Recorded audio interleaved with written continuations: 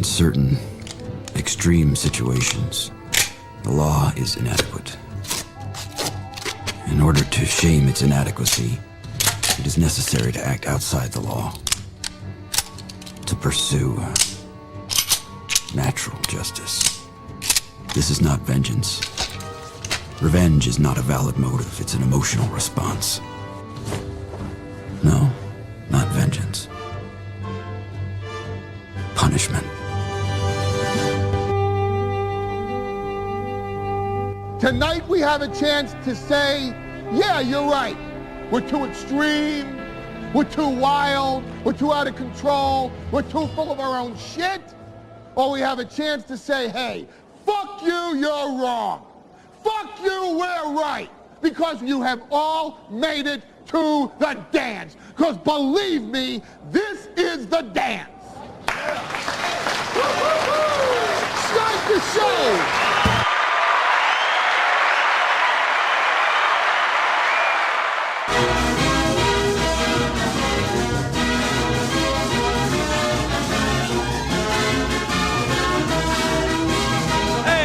Everybody, hey, NJ Ranger, is this jaunty? Is this jaunty? I'm like in, like a musical.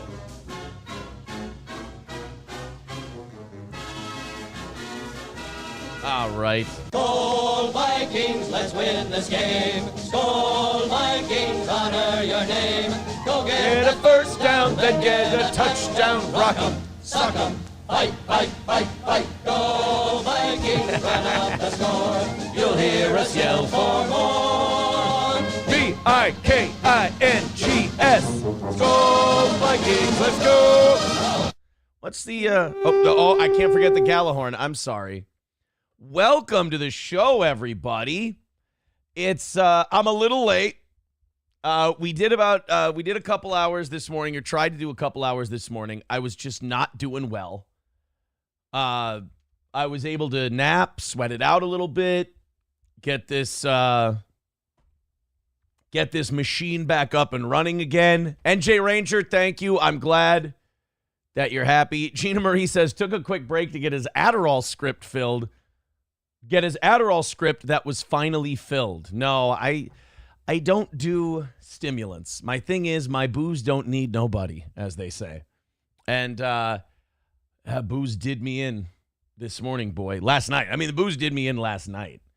I'm going to let my parents know that they're not allowed to take my children overnight anymore, because Vikings games where I'm dad, remarkably well behaved, a great example to the young ones. I don't even yell the N-word at the TV during football games when the kids are here. I mean, I do a pretty good job. No drinking. But, man, one of my boys said, he said the magic words that every man wants to hear on football day: mimosa bar and maple elk sausage links. So I had mimosas. I had maple sausage links.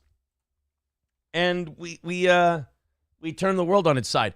Actually, he invented an amazing game that I've completely fallen in love with. So I plan to marry it and destroy it. He invented a new game. You have a basketball hoop, and you back up about, I would say, 20 yards. Maybe 30 yards, 20, 30 yards. And then you take the football, you throw it, and if you hit the backboard, it's 1 point. If you hit the rim, it's 3 points. If you bank it in, it's 10 points. And if you swish it, game's over. So this was a fun game. And then you have a partner who's under the backboard. And if you miss the backboard completely and they catch it, it's 0 points. If you miss the backboard completely and they don't catch it, you lose a point. It's a fun little game. And you can do 3 switches each game. Who throws, who pitches, who catches. It's a fun little game. I don't think there's a name for it yet. I don't think we have a name for it. Eagle of America said it was just enough time to get to Spicer and back. Oh, no. Oh, no. No, no, no. You know in Red Dead Redemption 2, that red part of the map where you're not allowed to go, or like the federales will blow your fucking head off? Yeah. West Central Minnesota in general, I've just kind of got that whole area circled. If you don't mind. I am going to keep this morning's goal. You guys actually did really well. I mean, we were on for a little over an hour, and we were $110 in. So I feel bad that I did bail on you like that, but I was just not feeling well. I got the sleep, and we're good. Somebody said YouTube stopped. So I came over here. Uh-oh. What happened to YouTube? It says excellent connection. Let me unmute this. Connection. It says it's going on here. Connection. Oh, I don't want to do the Inception shit. It says it's fine. Mine is still going. I don't have any notices. Mine says I'm still live. 6 minutes. Yep, that's correct. Huh. What's the deal? Is YouTube here or is it not? Kyler Pouch says refresh and it's back. Tigger next door with $20 says got married Saturday. Vikes smack around the Texans. Whole weekend was a win. Attaboy, I hope your marriage goes well. That's great, man. That is awesome. People think I'm not a believer in marriage because I've fucked it up a couple times. I think it's great. I do. I think it is a wonderful institution. I think I have not done it right twice. So I don't, What do you do? Medina Fox says dealer came through with the perks. Now he's back. Withdrawals over. Another win for the toe. Attaboy. Thank you, Tigger Next Door. I appreciate that $20, man. 225 is our number for it. I'll do an extra 30. We'll go 10 to noon. But I'll go till 12. I got nothing to do today until, what is it? 2:30. I have an oil change. That's about all I got today. And I have an evening show. Feel great. Feel good. We've got it this time. We're going to do a whole show for you. But we're 225 away. If we knock it out, so it's basically, it's a little less than an evening show goal for this 2-hour morning show. Yeah, I guess there was just a hiccup. J-Bra says maybe YouTube was hungover and needed a break. Well, you know what, guys? I'm back. We're ready. Throw in a few bucks. Let's call it a successful day. I'm not upset if we don't. I have not kept up my end of the bargain in terms of providing you the content you so richly deserve. So King Kong Dong says, let's steal the evening show's overtime again. If you guys want to knock out this morning and tonight, I'll do an extra hour for you. I'll go till 1. I'll go till 1 o'clock today. If you guys pull the triple, if you guys pull the trifecta today, I'll do a full 4-hour show. I'll go till 2. Because I have a whole 4-hour show prepped and ready to go. So we'll go till 2, or we'll go till noon. We'll go for 2 hours. If we don't hit anything, fuck it. If we knock out this morning, we'll do 30 minutes. If we knock out tonight, we'll go for an extra hour. We'll go until 1. And if we knock out tomorrow morning as well, we'll go until 2 o'clock. And then I'll just leave for my oil change right from here. So yeah, Streamlabs, PayPal, Venmo, Super Chats, etc. That was a really creative idea. Was that Dong who said that? Yeah, King Kong Dong says, let's steal the evening show's OT again. Pulling a double will get you guys an hour. Pulling a trifecta will get you till 2. And pulling a quad. If you guys pull a quad today, we'll do a movie watch along with Matt, one of these fucking movies he hasn't seen, Tuesday night. No, tonight. Tonight, if you guys pull a quad, then we'll do a movie watch along with Matt tonight. Matt, by the way, watched Goodfellas. And if you guys are not in the Toe Boys page, you don't know the results yet. Matt was not a happy guy. Matt's going to be on fire tonight. He's going to have terrible, shitty takes about Goodfellas. You're going to hate it. You're really not going to like it. Bone Cold says, I was about to fire Sirianni yesterday. That was terrible coaching. Honestly, I don't think Sirianni's your guy. I really don't. Look, man, I was mad when the Eagles fired Doug Peterson. You don't take a guy who finally wins you a Super Bowl and then bail on him after, wasn't it just one tough year? I don't really know if that was the move to make, but Sirianni is not good. You guys lost Jason Kelsey, and your team has taken a notable step backwards. I think Justin Fields is... not Justin Fields, I'm sorry. Jalen Hurts, I think he's overrated. I don't think he's bad. Going into last year, I remember people thought Jalen Hurts was the second coming, and then he had a little bit of a down year. I think he's okay. I think he's a fine quarterback. He should make good money, and, he's probably top 15 in the league, but I don't see him as one of the top 5 guys. He's certainly not up there with the Mahomeses of the world. Not that many people are. He's no Sam Darnold, who, by the way, leads the National Football League in touchdown passes. Not that anybody's counting. Matt's take was correct. Goodfellas was trash, says King Kong Dong. Oh, boy. I feel like Matt's about to become the I like the money pit meme. Like, he's about to become that. J-Bra says Hurts was benched for Tua at Alabama. Yes, he was. And then he went to, Ohio State? I think Sirianni is out after this year if nothing changes, says Carlos Cameo. Clopogram says, I prefer Casino to Goodfellas. That is not a crazy take.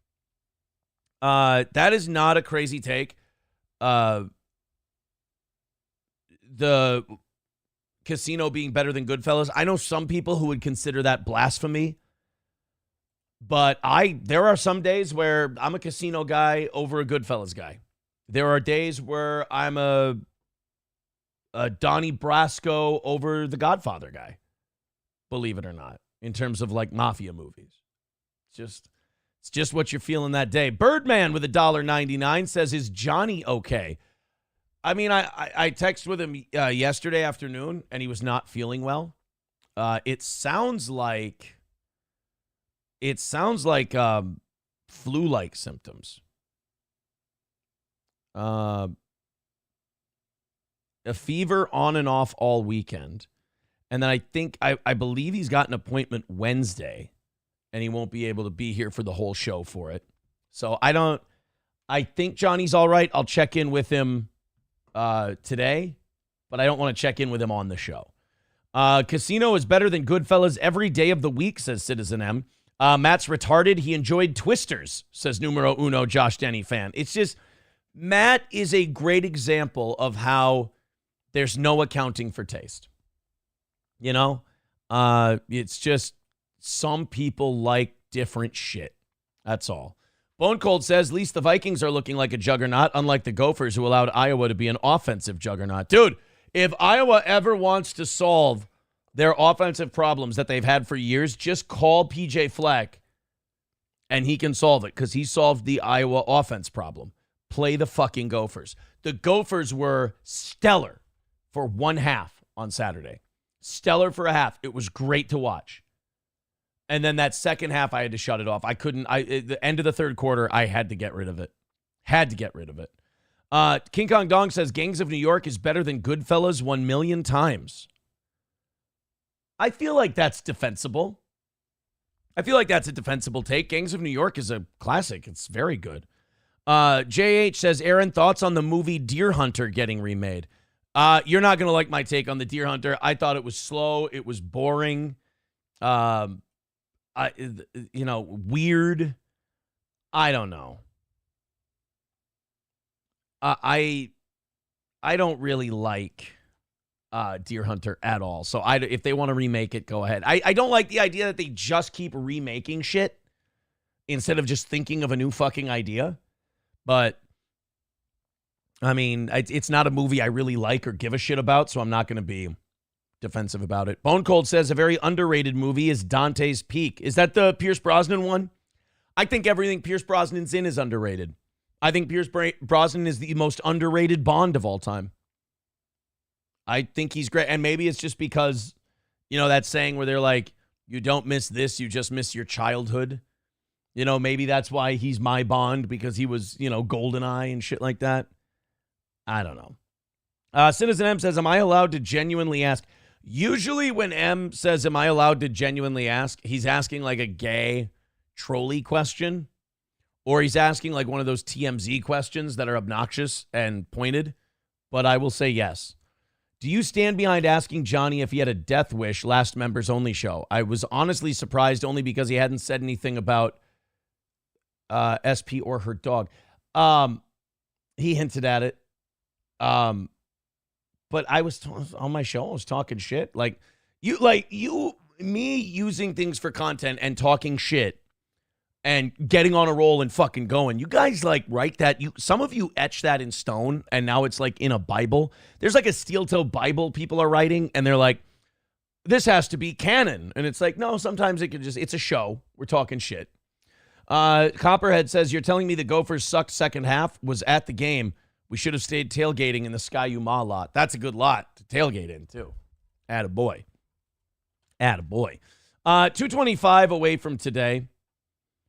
Chad Buzamok says Aaron was in his feels at the moment and he got out over his skis. Aaron goes on rants.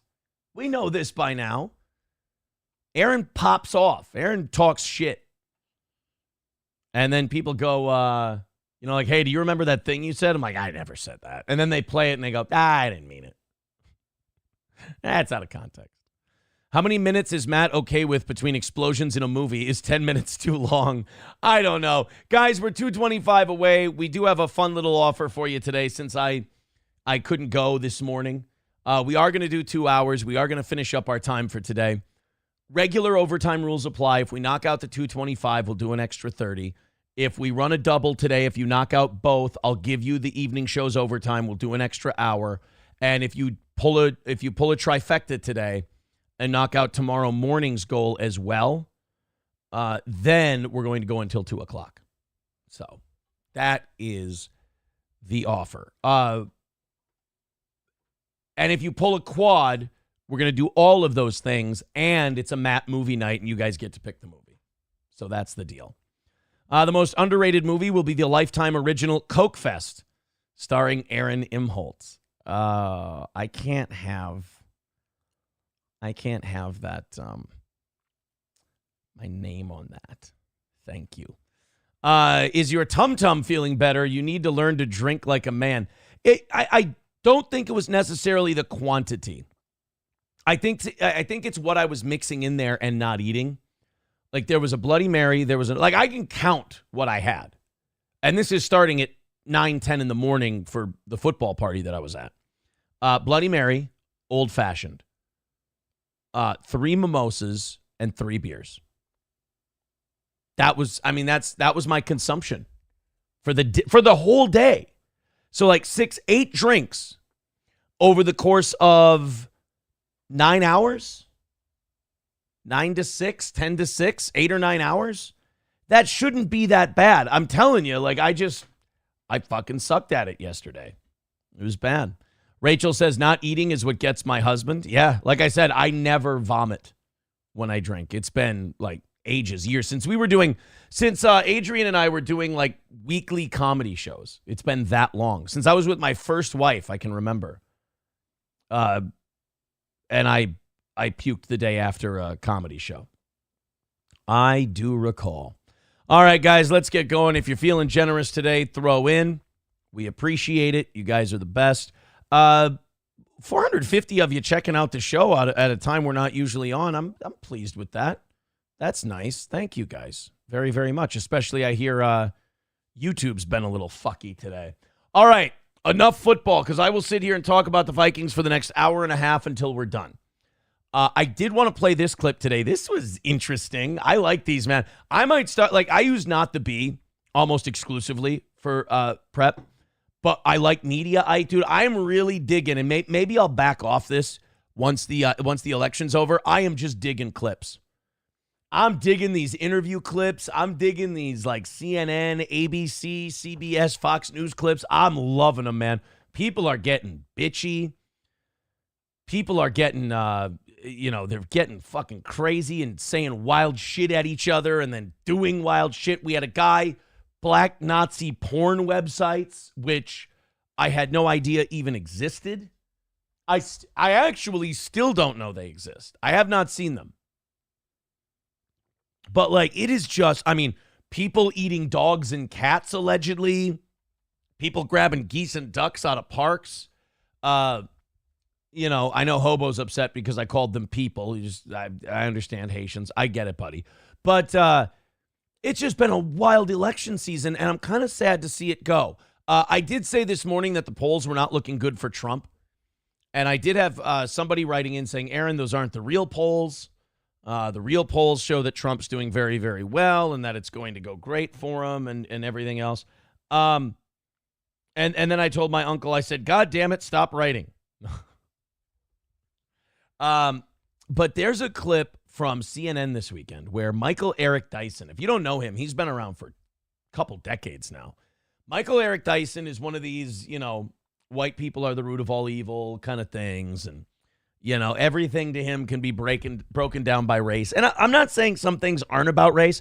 I'm saying if every instrument you pick up to play an argument song is white people bad, maybe you're being a bit disingenuous. And to me, Michael Eric Dyson has always been very smart guy, very intelligent dude, but intellectually lazy in that he can frame everything. Like, it kind of reminds me of Paul Mooney, the comedian. Like, he was one of Richard Pryor's writers. And he could be a very funny guy. But, God, it was just a countdown until Paul Mooney said something stupid racially. And it wasn't a joke. It wasn't like he was being funny. And you're just like, oh, fucking hell, dude. Come on. And to me, Michael Eric Dyson is kind of that same way, where it's just like you're waiting for him to spill something. You're in the middle of a discussion about race, or you're in a discussion that has nothing to do with race, and here comes Michael Eric Dyson. It's going to be about whitey eventually. So Michael Eric Dyson is talking about Representative Nancy Mace. Now, we've talked about Nancy Mace on the show before. Pretty cute congresswoman, Republican. Michael Eric Dyson thinks she's racist. Surprise, surprise. Guys, hold the news. Michael Eric Dyson feels that a white congresswoman who is a Republican is a racist. Again, when you can kind of see this guy coming from a mile away, it smacks of intellectual laziness. So Dyson accuses Nancy Mace of being a white supremacist. And then we learned that old Michael Eric Dyson has been sliding into Nancy Mace's DMs. I'm not kidding. This is a great story. So Nancy Mace is a racist white supremacist, according to Michael Eric Dyson. And then we find later that he's been DMing old Nancy Mace and telling her how beautiful she is. And Michael Eric Dyson has a little bit of a racist white lady kink. Maybe we should be checking him for black Nazi porn. It seems like it could be possible. Let's go ahead and check out this clip. This is Michael Eric Dyson talking about Nancy Mace. Michael. That sounds like self-hatred and justification of white supremacy. And let me just say this. There we go. It didn't take him 5 seconds, and he was in there with that white supremacy, just hitting it. Because this congresswoman is a wonderful human being. But when you disrespect Kamala Harris by saying you will call her whatever you want, I know you don't intend it to be that way. That's the history and legacy of white disregard for the humanity of black people. Oh, so now you're calling me racist. I didn't say. I just said you weren't a racist. Now, here's the problem. You are calling her a racist. Like, in the eyes of the viewer, what they hear is you're saying she's a racist. She's playing into the life and legacy of there's all kinds of cunty, smart professor ways to call people racist, and it's very passive-aggressive, and it's very shitty, and that's what he's doing to her. He's planting the seed in the viewer's head, we'll call it gaslighting, the audience into calling her a racist. The media types are perfect at this. No, Sam Show, I don't mean Jews all the time. But people in the media are very good at this. They're very good at doing what I like to call the ex-wife argument, where they'll say something without saying it. And that'll trigger you to confront that, because people, when they're being fucked with, they want people to know that they know you're trying to get away with shit and you want to call them out on it. So when he said something like, this is pervasive to the years of black dispeoplehood or whatever the fuck he said, however the fuck he said racist. And you go, don't you fucking call me racist, Dyson. Don't you call me racist. And then you get what I call the ex-wife argument. What? I didn't call you racist. Why are you getting so excited? Wow, you need to calm down. It's like that fucking thing where you say a thing, everybody heard you say the thing, and then when you get called out for saying the thing, you deny you ever said the thing. It is an infuriating type of person to deal with. That's why I always make sure I call people motherfuckers and pieces of shit right to their face. So they can't accuse me of calling them a motherfucker or a piece of shit in some clever way. You just say what you mean.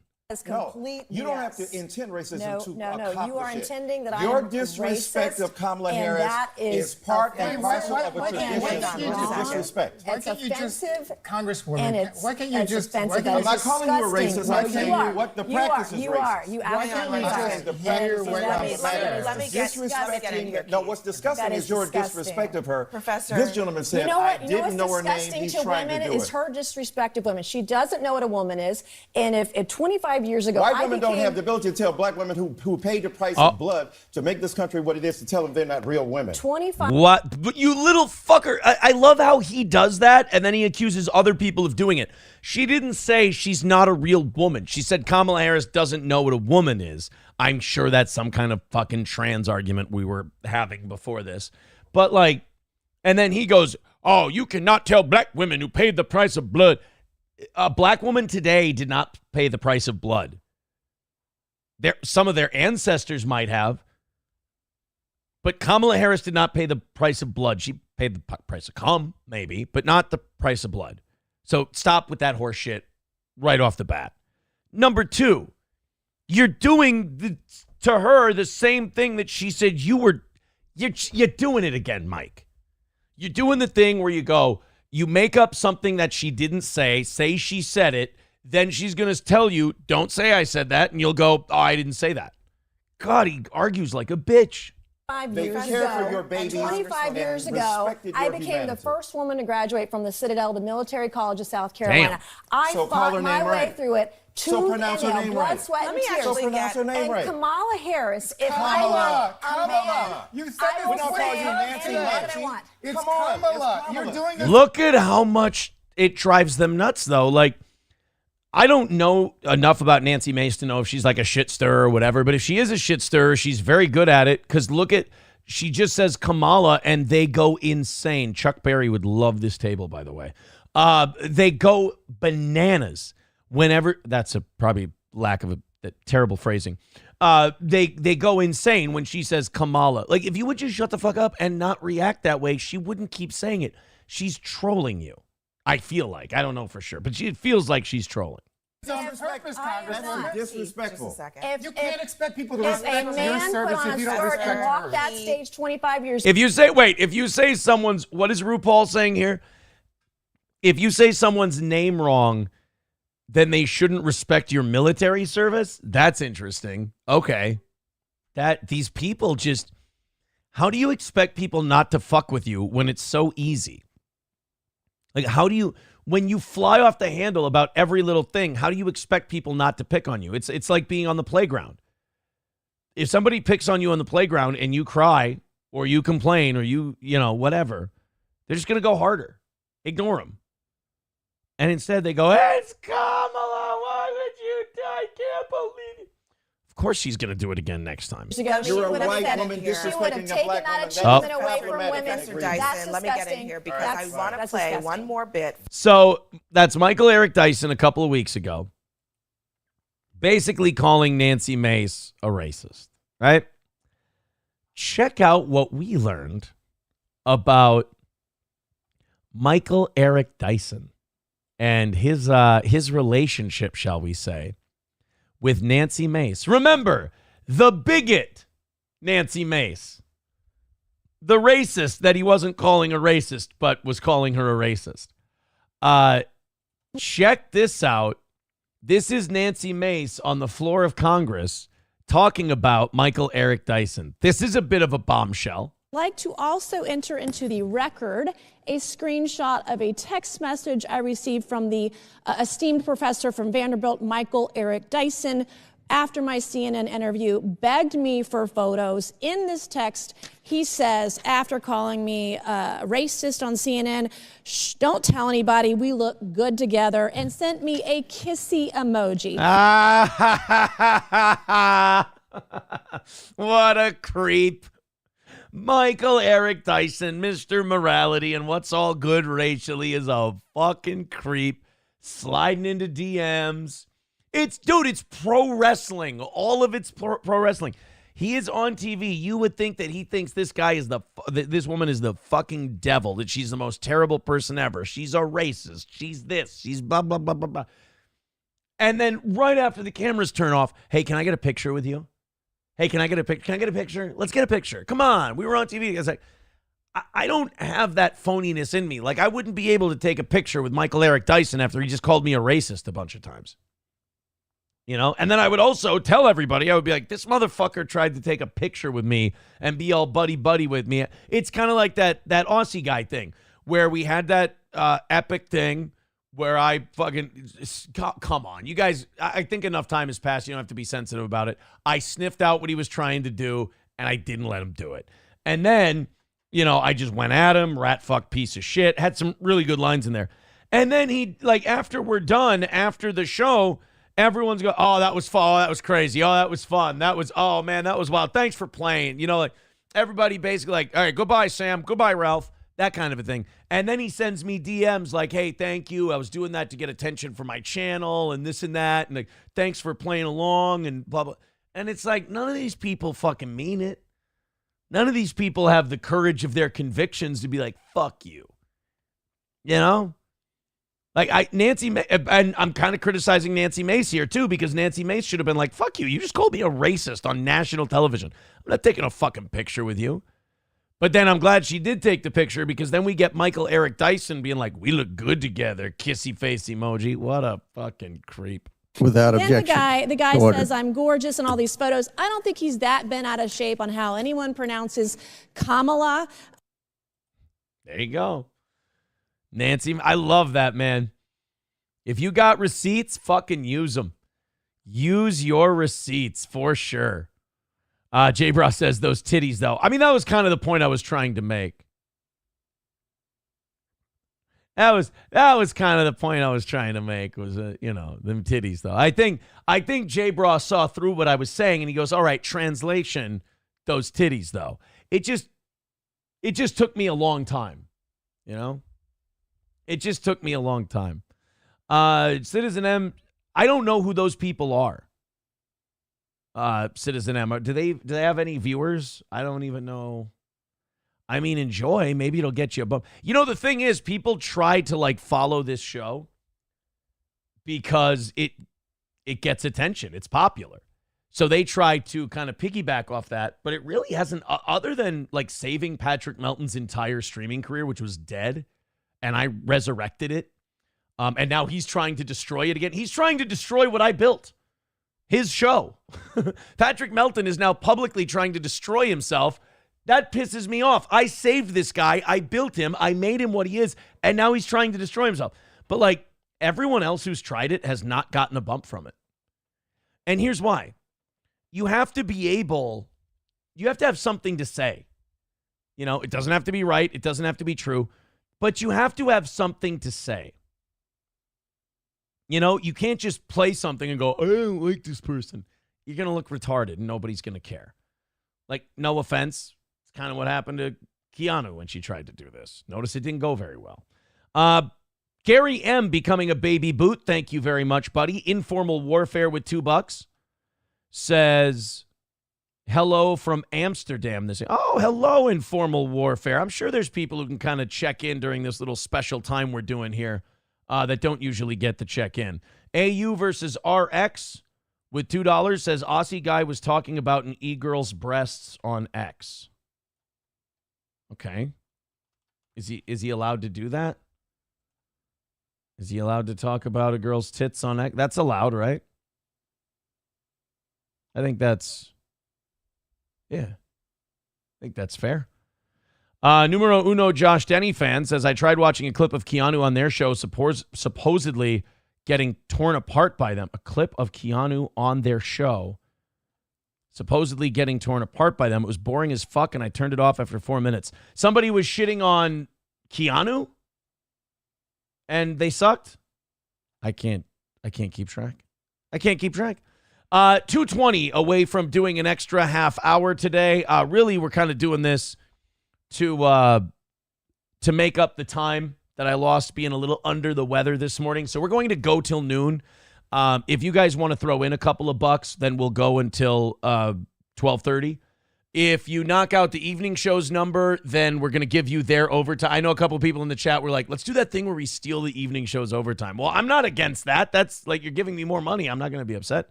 And then if we pull a trifecta today, we're going to go until 2 o'clock. Until basically I have to get out of here and go. AU versus RX with $2 says, Aussie judged you for disrespecting your wife. You're going to have to be more specific as to which one. Sorry. They're not even they're not even good looking. Klopogram says, those pretty antisocial ladies are good looking. Should get in there, Aaron. Do they love me? Are they fans? I can't believe you're not stream sniping someone because you love them. They might not be. I don't think they like me very. I don't know who they are, but I'm guessing they don't like me very much. Who is this? Let's take a look. Let me see.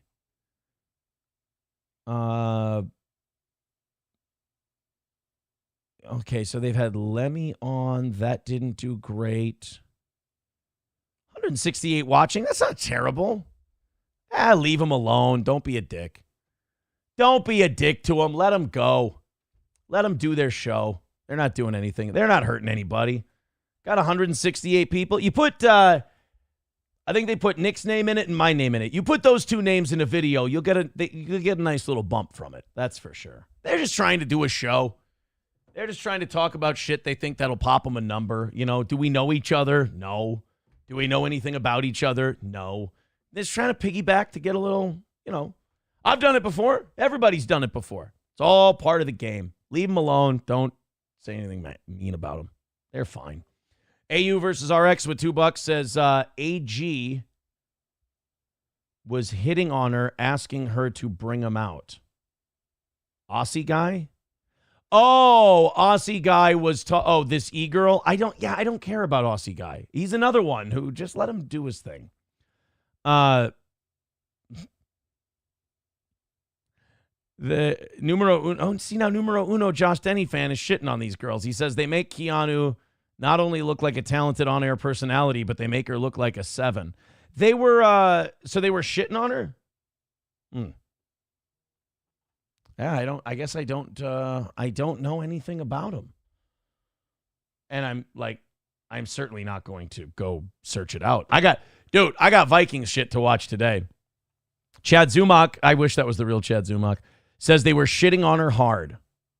Well, then I like these pretty antisocial ladies. If they're shitting on Keanu, then they sound great.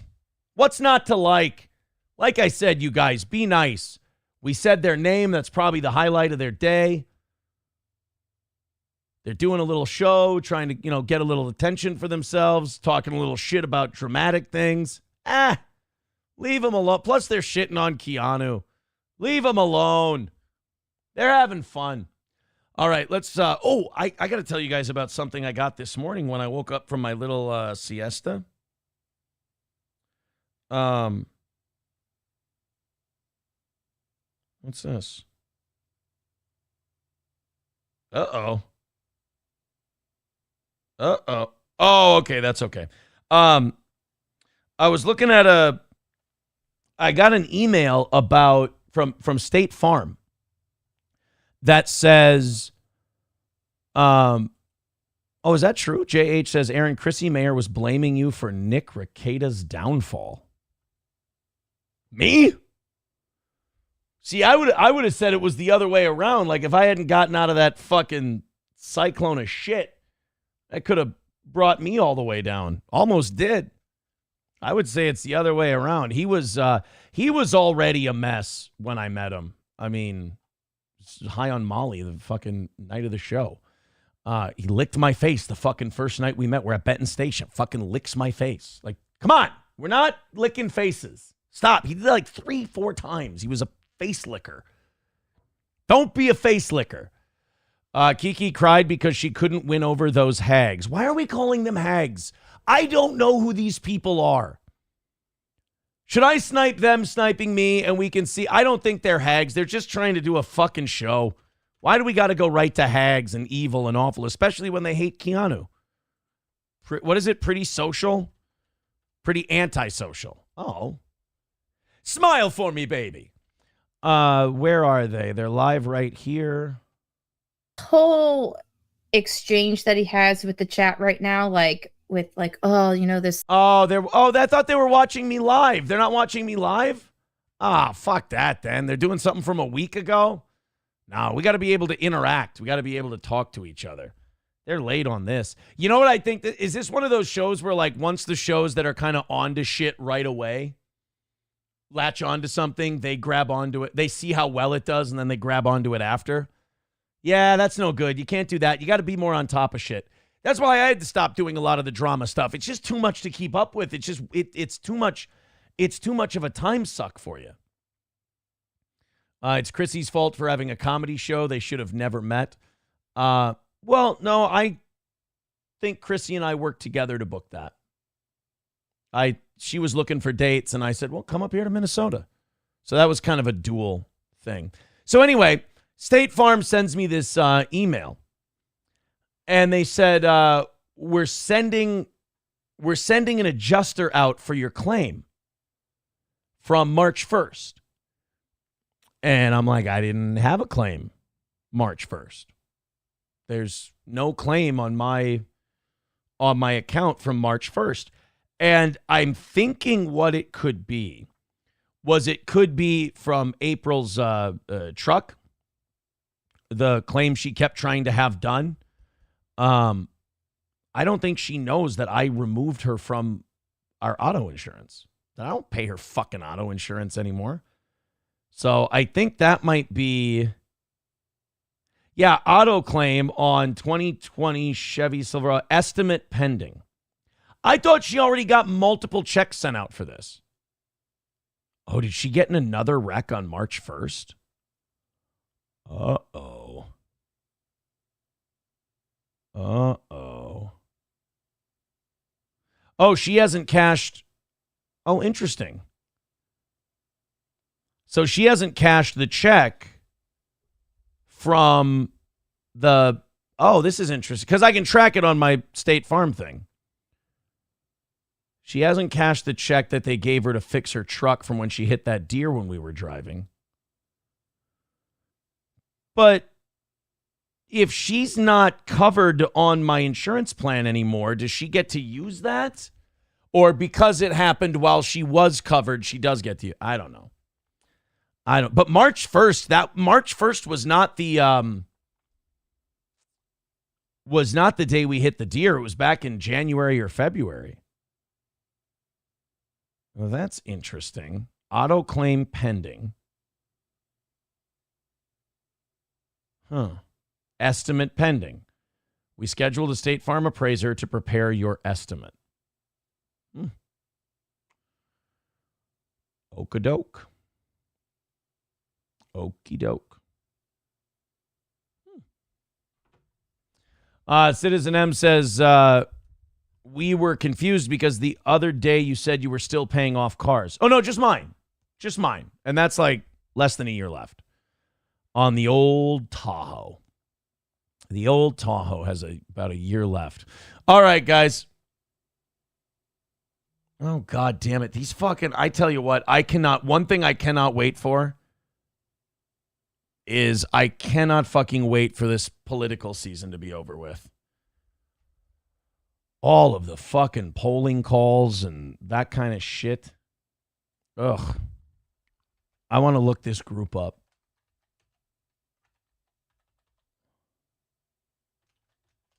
I want to see. Yep, there we go. That's a polling place. Fan bloody-tastic. All right, guys, let's get back into business here. Kamala spent 3 minutes glitching out on the border, so Oprah had to step in and save her. I have not seen this clip yet, but I'm certainly excited to do so. Apparently, Kamala was doing an interview with Oprah, which has to be like the safest. Like, this is what's weird about Kamala Harris. They had her do that interview with Tim Walz to make it look like her dad needed to come with her. And then she did this interview for like a local affiliate NBC outlet, and she sounded fucking terrible. And now they put her in there with Oprah, and it's like, if you're a black liberal female politician and Oprah can't make you look good, that's like being in a wrestling match with a prime Kurt Angle and you look like shit. Kamala Harris is the great Khali of presidential politics. No matter what, nobody can carry her to a good match. So they ask her about the border. She goes on some rambling answer, and Oprah had to bail her out. Let's check this out. When you become president, what would be your specific steps? Yeah, of course. What would be specific steps to strengthening the border? So it's a wonderful and important question. You know, my background was as a prosecutor, and I was also right. So we know how good you are at locking up minorities. We're just wondering why you can't stop people from coming across the border. So like, we know she always says that I was a prosecutor. We know you were really shitty to black people when you were a prosecutor. If black people had a little bit of weed in their pocket, they were going to prison when you were a prosecutor. We know. We got it. We understand. And get ready for some rambling bullshit here, because when she can't answer a question and she doesn't have specifics, that's a great question. And you know, the thing about a question is it questions the things that we need to question most when questions aren't being asked.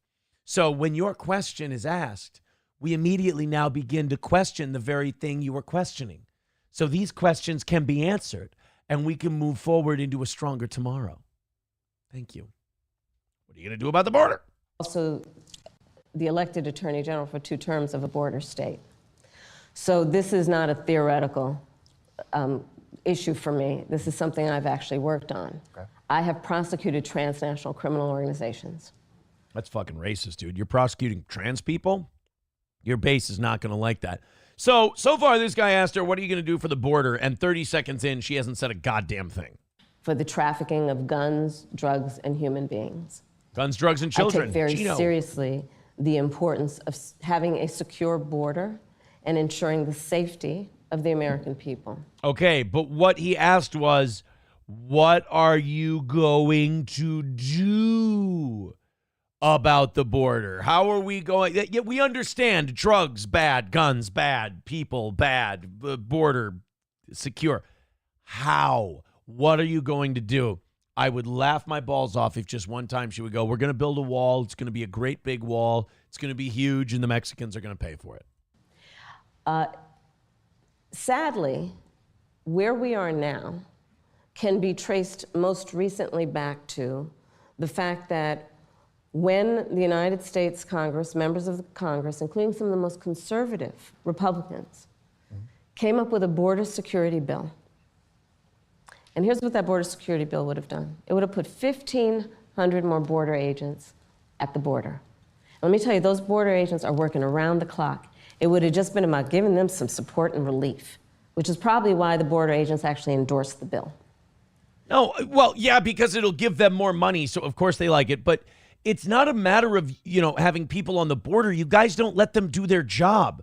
There's been so many border agents that have come out and said, we want to arrest people and we want to send them back, and they don't let us. We have to process them this way. We have to let them go.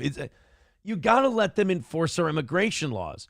If you just throw a bunch of, hey, we're going to throw 50,000 more border patrol officers at the border. But yeah, when they catch people, we're just going to let them turn them loose.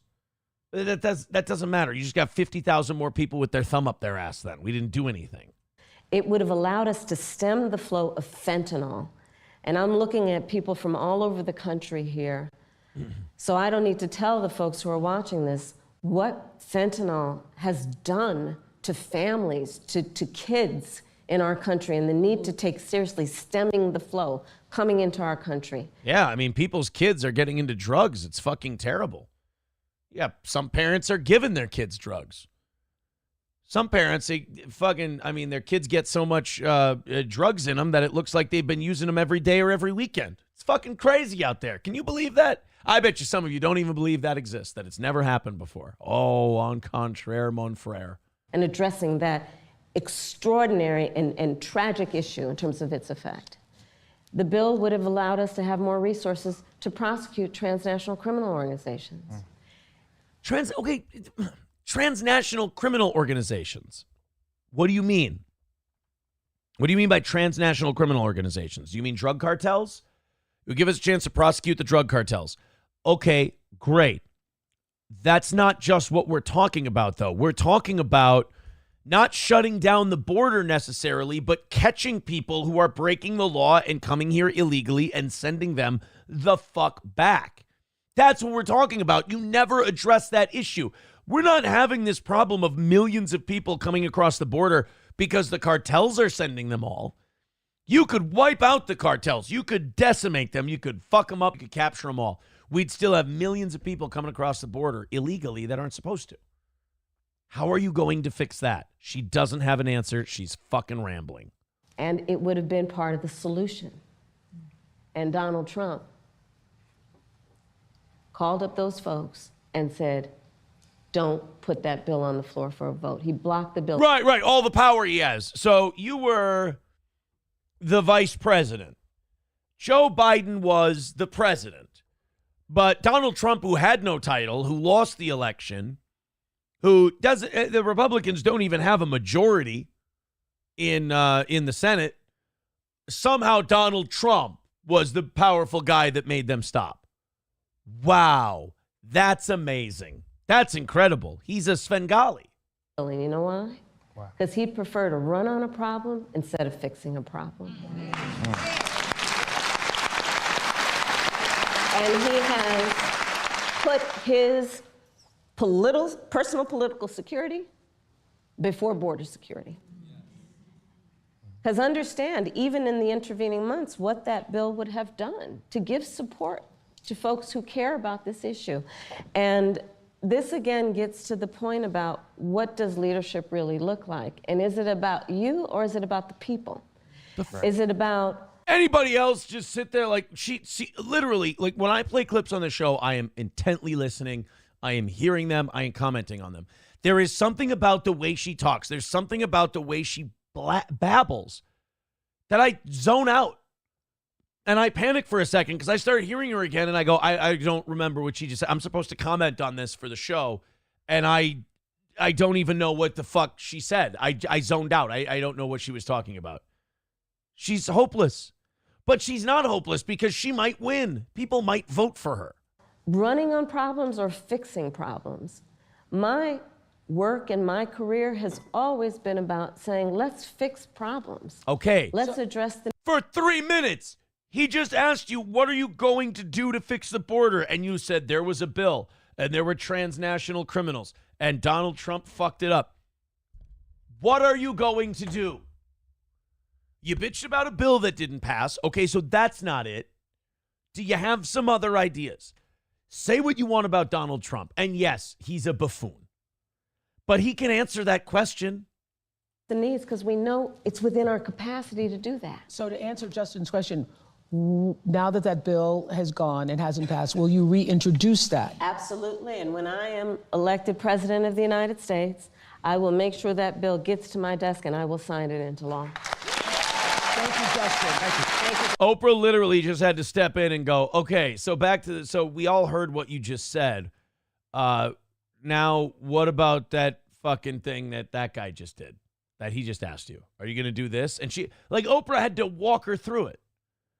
Oh, by the way, that border bill she's talking about, it wasn't a border bill. It was a giving Ukraine and Israel a shitload of money bill. It was a $118 billion bill for border security, but mostly aid for Ukraine and Israel. They do this shit all the time. They hack it with money for other shit, and then say it's a bill called the Patriot Act's a great example. Takes away civil liberties. Fucking spies on Americans. Gives the CIA even more power. But it's called the Patriot Act, so you can't be against it. What are you, fucking not a patriot? What are you, with Al-Qaeda? What are you, a homosexual, Taylor? So you can't say that, that I'm voting against the Patriot Act. Or you can't vote against the border bill. We're calling it the border bill. Would you like to know what's in that border bill?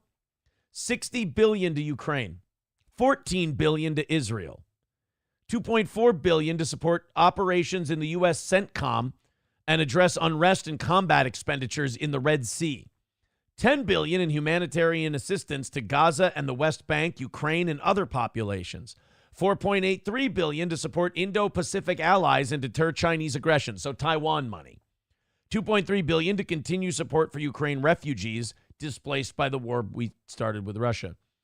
$400 million for the Nonprofit Security Grant Program and aid to help nonprofits and places of worship enhance their security, which, by the way, some of that money goes to bringing in refugees. So $94.5 billion U.S. taxpayer dollars going to non-border crisis-related efforts. So in the $118 billion border bill, $95 billion of it went to shit that wasn't the border. So $23 billion went to the border, and they called it the border bill. Beautiful. That's what they do. And then they run campaign commercials where they go, and he voted against the border. Wow, what a piece of shit. Hendy with $1 says, can you explain what the Dunn babies are and where I can get one? The Dunn babies, if you listen to my uncle, the Dunn babies are babies that rich people were using so they could get adrenochrome from them so they could stay younger for longer. And we rescued the Dunn babies. And a lot of them were like involved in sex trafficking and stuff like that. Like Michael Jackson was working to free the Dunn babies. And Michael Jackson is still alive. You guys remember that. Michael Jackson is still alive. And Michael Jackson is helping us in the fight of rescuing the Dunn babies and stopping child sex trafficking. And that's why Patrick Melton doesn't listen to his music anymore. So I think that's what the Dunn babies are, Hendy. There you go. The Dunn babies are, we're trying really hard to make sure that the Dunn babies are safe. About 550 of you checking out our little 2-hour makeup stream from this morning. Thank you guys very much. We're $220 away from this morning. It's kind of weird because it's strange to ask for a goal when we didn't give you a show.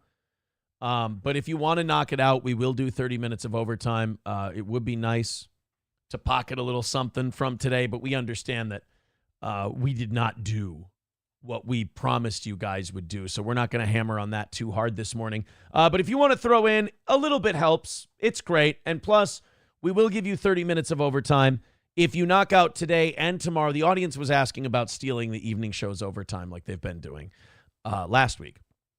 And we will do an extra hour if you knock out 2, and we'll go till 2 o'clock if you knock out 3 shows.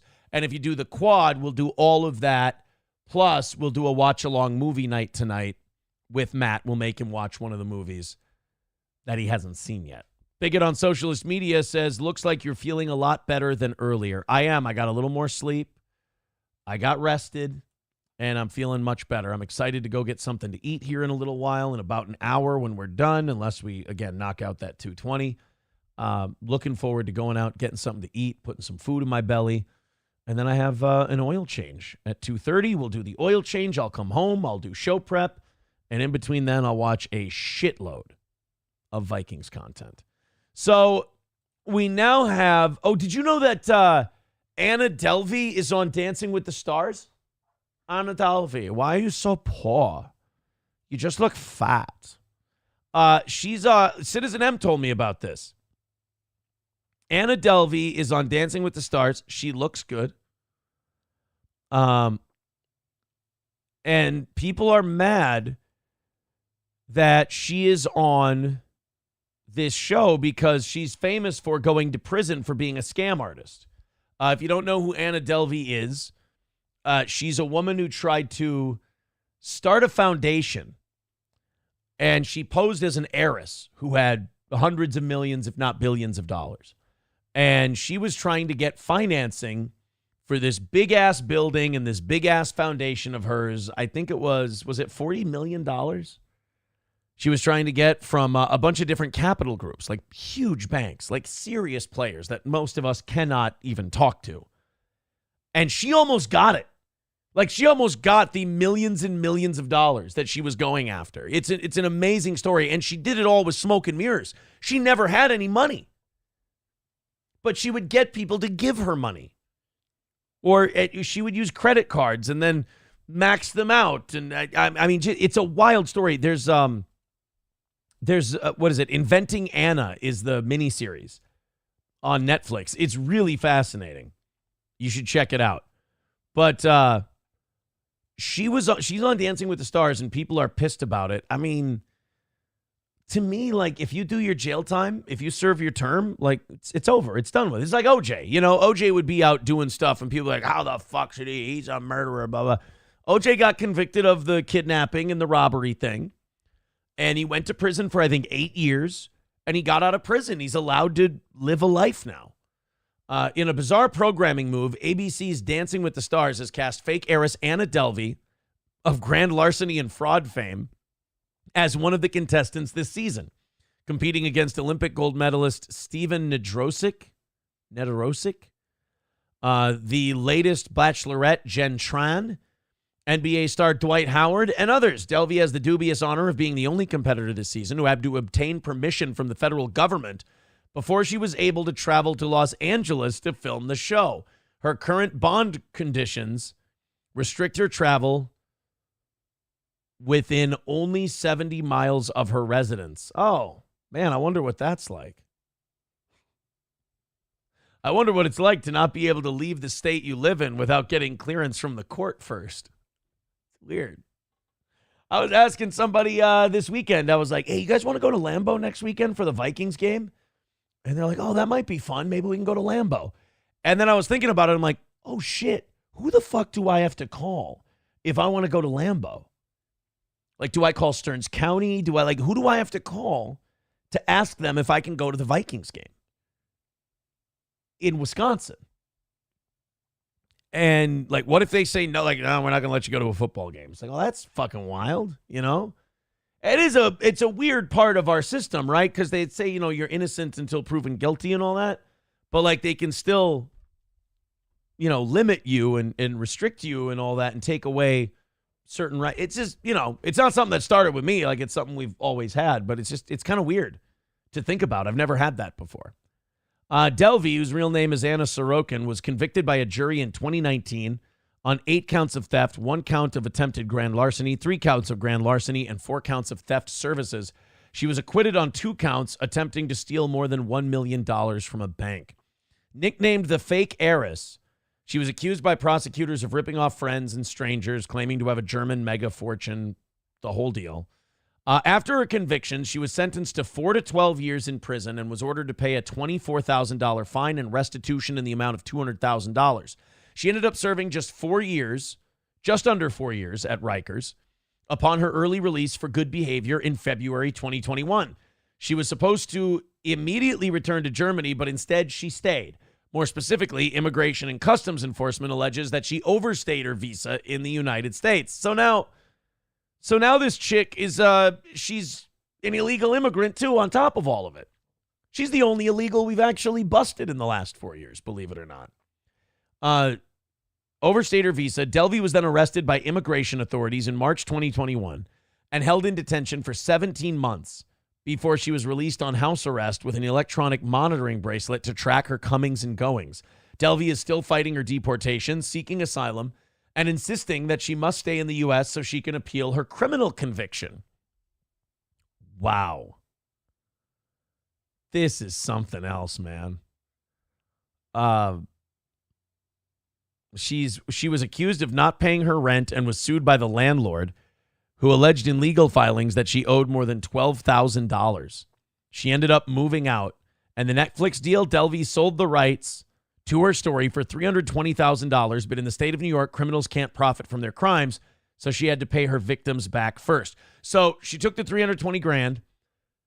She had to pay back the $200,000, but she got to pocket a nice $120,000. I mean, that's not bad. That's not bad. Mike's shitty internet provider with $2 says, you always making fun of my hairline, says, don't talk about Haley. Who's Haley? I don't know who Haley is. I'm sorry.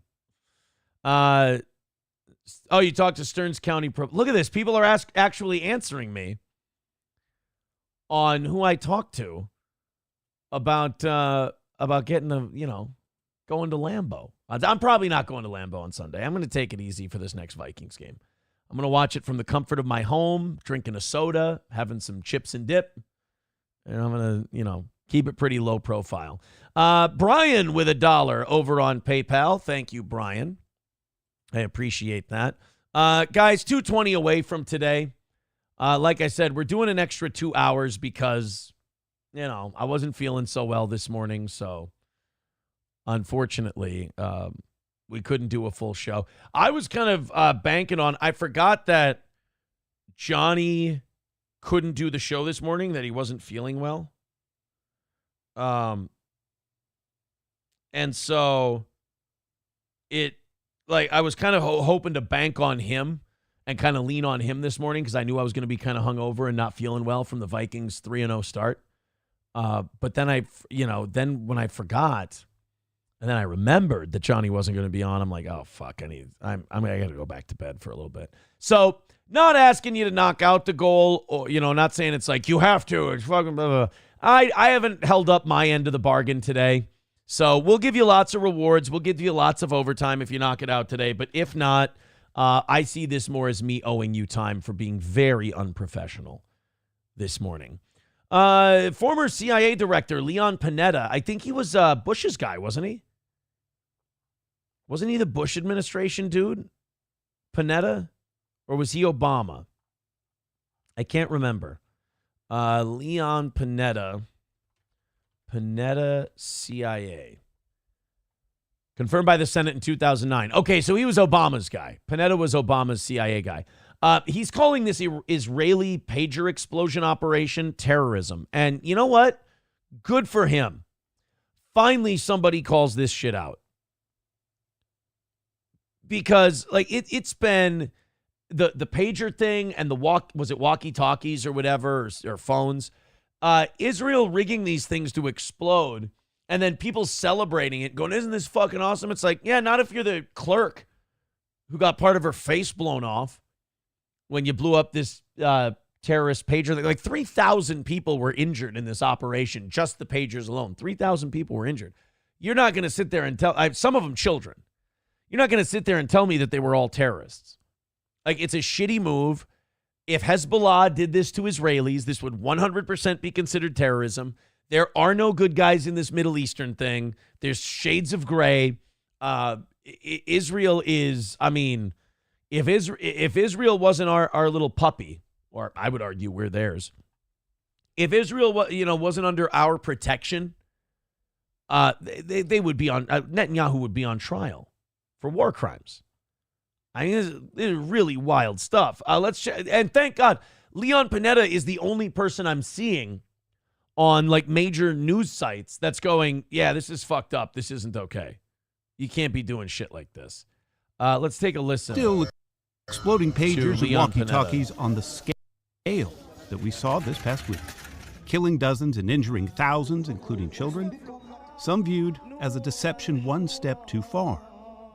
The United Nations labeled the operation a violation of international law. No shit. And it's raised some eyebrows here at home, too. The ability to be able to place an explosive in technology that is very prevalent these days and turn it in. That's where I have to argue with old Leon Panetta. I had no idea people were still using pagers. I didn't know that pagers were still a thing. And walkie-talkies, what is this, Back to the Future? Into a war of terror, really, a war of terror. This is something new. Is it terrorism? I don't think there's any question that it's a form of terrorism. Right. Yeah, we just rigged a bunch of pagers to explode in civilian populations. Nah, it's not terrorism. Look, if somebody else did it to you, would you call it terrorism? Okay, great. When you do it to someone else, then it's terrorism. The rule doesn't change. I know it does. I know in international politics, when we do it, it's not terrorism, but it is. That's bullshit. Former Defense Secretary and former Director of the CIA, Leon Panetta, wasted no words in describing what he fears may be the result of letting this particular genie out of the box. I don't think you're allowed to call Jews genies. I think they don't like that. This has gone right into the supply chain. Yeah. Right into the supply chain. And when you have terror going into the supply chain. Oh, yeah. Imagine that. Imagine if those pagers or those walkie-talkies would have gone off like in a cargo ship. That would have been a fucking disaster. It makes people ask the question, what the hell is next? It sounds like you're genuinely worried. I am. No shit. Hey, guy who was in charge of our intelligence services for 8 years. It sounds like you're genuinely worried about escalating violence and tactics in the Middle East. Nah, I'm just kind of, I'm bored. I am. This is a tactic that has repercussions. And we really don't know what those repercussions are going to be. At the very least, he's worried Israel's tactical decision has made the prospect of a wider war in the region closer than it's ever been. Yeah, because you got Iran's pissed, Jordan's pissed. If they decide to stop fighting through their proxies and just decide to start getting involved, and then Israel has a full-scale war with Lebanon and Iran, you don't think they're going to try and pull us into it? You don't think we're going to tell them yes like we fucking always do? Of course we are. Israel creates shit, and then we have to come and unfuck the situation. Or Israel gets us in shit, and we lose a couple of skyscrapers. And then we start 20-year wars.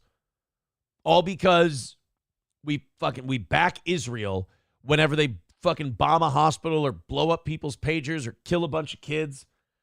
God, they are so not worth it. Forces of war are largely in control right now of what's going on. Do you think there should be condemnation for it? Should other nations step in, including us? I mean, bro, have you been listening this whole time? I mean, yeah, that's kind of what this guy is saying. I think it's going to be very important for the nations of the world to have a serious discussion. Oh, you better be careful, Israel. We might give you a serious discussion. Oh, boy. Don't you go blowing up any more people with pagers now, or we might have a talking to. Whether or not this isn't an area that everybody has to focus on, because if they don't try to deal with it now, mark my word, it is the battlefield of the future. Well, yeah. I mean, there's people that want to make Israel the battlefield because in the Bible, there's the Battle of Megiddo, and Israel. There has to be a fight in Israel, and there has to be a great war, and then Jesus can come back, and all of this other shit. Oh man, it's just the same old shit. It's just us having to pay for Israel's horse shit, and us gladly doing it every single time. By the way, thank you guys for the $2 over on YouTube. 2:15 away from today. We'll probably take some of that and put it towards the evening show because, again, I don't feel right not delivering a show this morning and then, having a goal out there. So basically it'll kind of be like Rumble Link Friday, where if you guys give us $200 in the next 45 minutes here, we'll sing and dance for you. But it's not something we have to hit because I did tap out on the show this morning and went and took a little nap. So thank you for the little extra cash. I appreciate it. 215 is this morning's number from the show that we missed. If you guys want to. Basically what you're doing is kind of stemming the loss, like just kind of stopping the bleeding from this morning, which I really appreciate. All right, let's go ahead and open up our 7 o'clock stories. And while we do, All Care Towing, 320-253-5203 for All Care Towing of St. Cloud. Our friends at All Care do a fantastic job of picking you up whenever you're in trouble, man. You get in the accident, your car stalls out. You're going to be slipping and sliding on the roads in a month or so here in Minnesota. So be sure to have All Care Towing programmed into your phone, 320-253-5203 for All Care Towing. Nobody is faster than our friends at All Care. Midland Armory in downtown Foley, Minnesota, midlandarmory.com. Of course, at Midland Armory, they have a brand new website. Go check it out with a very streamlined way of searching through their selection at Midland. Derek and Tracy do an incredible job. That's Midland Armory, downtown Foley, Minnesota, midlandarmory.com. Go check out midlandarmory.com today. And Stoney's Bar in downtown Rockville. Go see Cheetos and the team.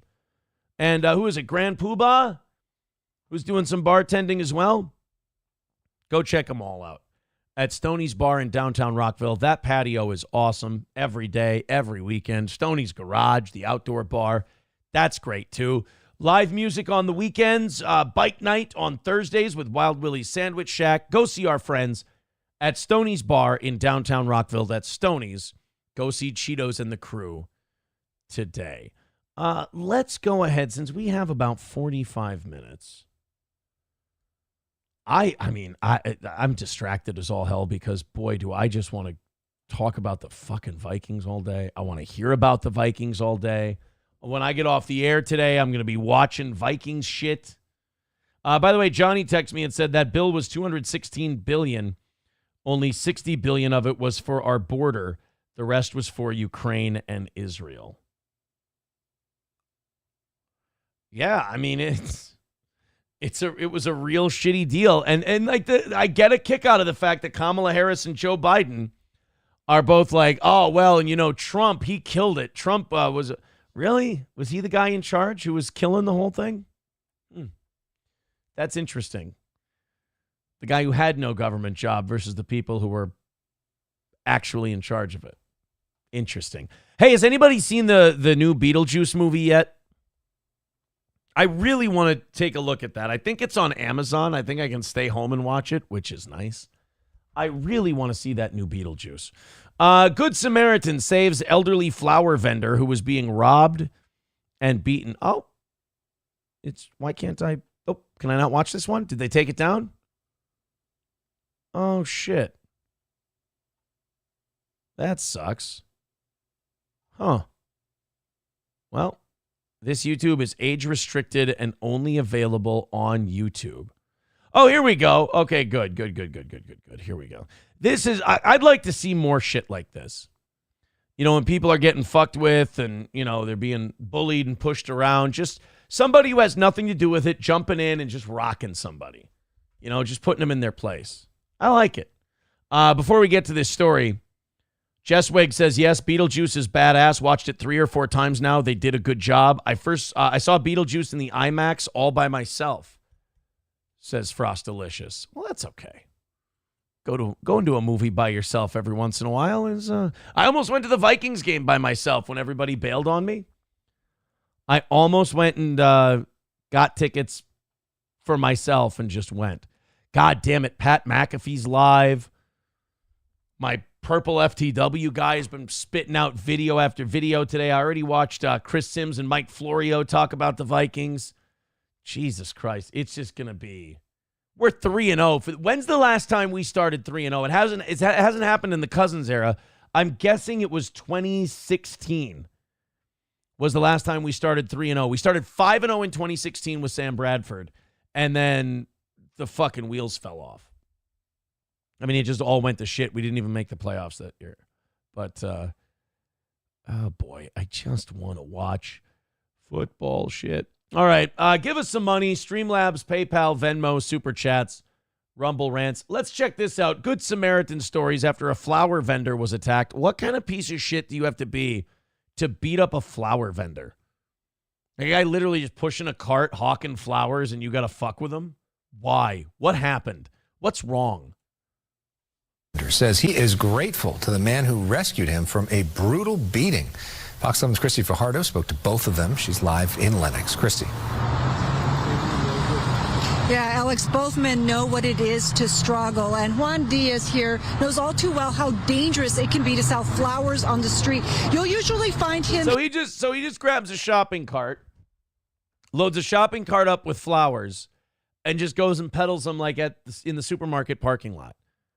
I'm guessing if that supermarket sells flowers, like most grocery stores have a floral department, I don't think they're too keen on you undercutting them in the parking lot, are they? Here at the 105 and Hawthorne Boulevard, where twice in the last year he's been attacked. This time, though, he's grateful that someone didn't stand by and watch it happen. It's a video of contrast. I just get the shit beat out of me for selling my flowers. Luckily, somebody came by and fucked him up. Black people are always punching me in the head. This poor guy, look at this. This guy just uppercutting a flower vendor. For what? If you ask nicely, he'll give you a rose, bro. One man bent on cruelty, another determined to stop it.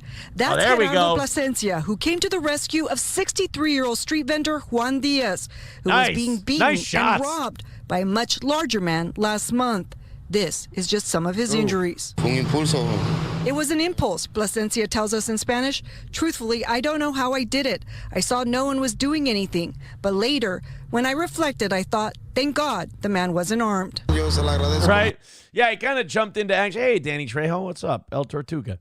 There is that impulse of like, wow, I'm going to go in there. I'm going to stop this guy. I'm going to be a hero. And then you do it. And then you step back and think, you go, that guy could have fucking shot me, bro. Like, I could have been really fucked up like that. That could have, you have this idea in your head that, like, I'm going to be a hero and I'm going to be, you know, this great guy and I'm going to be looked at as going to be a ticker tape parade for me. And then you're like, or this guy could pull out a knife or a gun and just end my shit right now. People weigh those two things in their brain before they act. I think the Cuban man a lot, tells us Diaz, who has limited mobility in one arm because last year he was attacked and stabbed by another man, also while selling flowers. Bro, maybe it's time to stop selling flowers.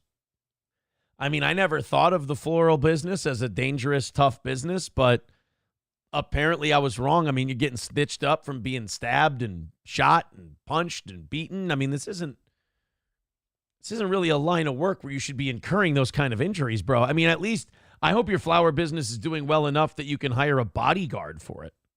That time, no one intervened, so he's grateful Plasencia just happened to be in Lenox. It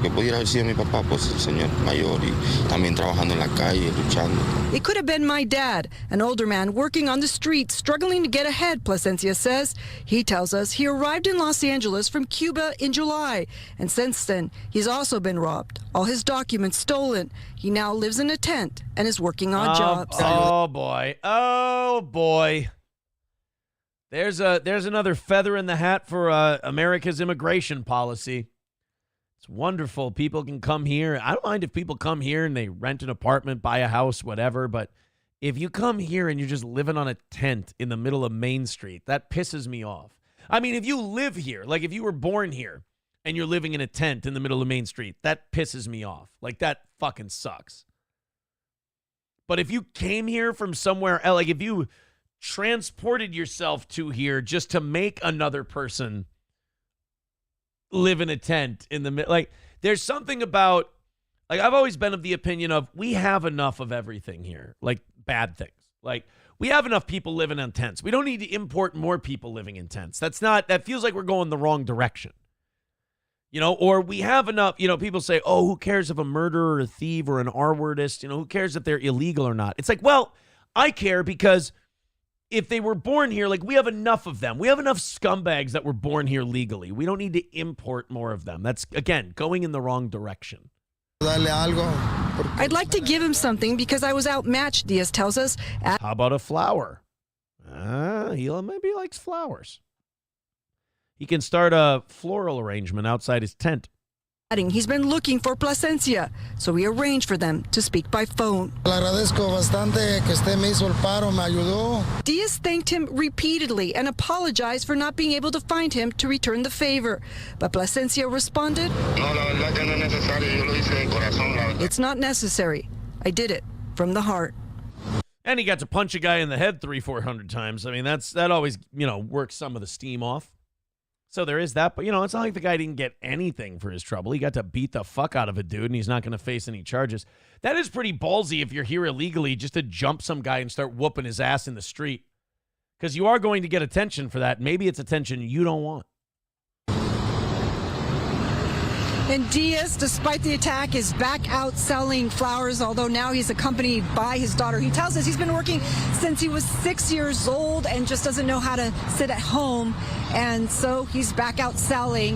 The family, though, is now receiving medical bills from the last attack. So they've set up a GoFundMe to help offset those fees. You can find that link on our website, foxla.com. Ma'am, tell them to contribute to Steel Toe first. And then do the GoFundMe for the injured flower vendor. I mean, I would just appreciate a quick Steel Toe plug. That would be good. Live in Lenox, I'm Christy Fajardo. Let's send it back to you. Christy, any word on the suspect? He's black. No, Chrissy, that's not what we meant. I've not heard any word on the suspect, no, but the Diaz says he has not seen that man again, and he's grateful to not see him. Yeah. Well, I will say that. I mean, that's at least a smart move. You get the shit kicked out of you, don't show your face anymore. That's not a bad idea. So at least the guy did one thing right. Stay the fuck away. 09 Canyon says, holy crap, stop attacking old people trying to make some money. Yeah. Hendy says this smells like a hoax. I'm willing to hear you out, but I don't really understand why it would be a hoax and like what the payoff would be. Oh, to pay the medical bills from his last attack. Oh, get a little publicity for the old GoFundMe, maybe? Okay. I don't hate that theory. I mean, it kind of sucks because you just want this to be a feel-good story. You don't want anyone to ruin it. Approachable says, everyone knows you don't tread on the territory of the Corsage Cartel, and don't even get me started on the Tulip terrorists. 09 Canyon says, I can't blame anyone for wanting to come here. I would want to come here too if I was born somewhere else, but breaking the law to do it isn't the way. I mean, it kind of is the way for lots of people. I mean, you can't really blame them when it works out every fucking time in your favor. All right, guys, $215 away from this morning. If you want to contribute, please do. We're going to be on for another half hour, but we'll stay on for another hour if you guys knock that out. I appreciate it. Making up today's show until noon. Somebody wants to, my neighbor wants to do something here. Making up today's show until noon was too hungover to do the full show. It's great admitting that to people, you know. It's great telling people, I was just hungover as fuck from the Vikings game, so I took a few hours off of work. Go ahead and throw us a few bucks. Send them into PayPal, send them into Venmo, send them into Streamlabs, YouTube, Rumble, whatever. Let's make a couple of bucks today on my drunken malfeasance, if you will, as we're off to a shaky start on a Monday. But again, the shaky start, 100% your boy's fault. All my fault for sure. Oh, what's this? Oh, boy. Okay, let's continue on here. What do we have? Some reactions and thoughts on Pastor Steve Lawson being removed from his ministry over an Oh, yeah, I saw this story last week. We didn't get to this one.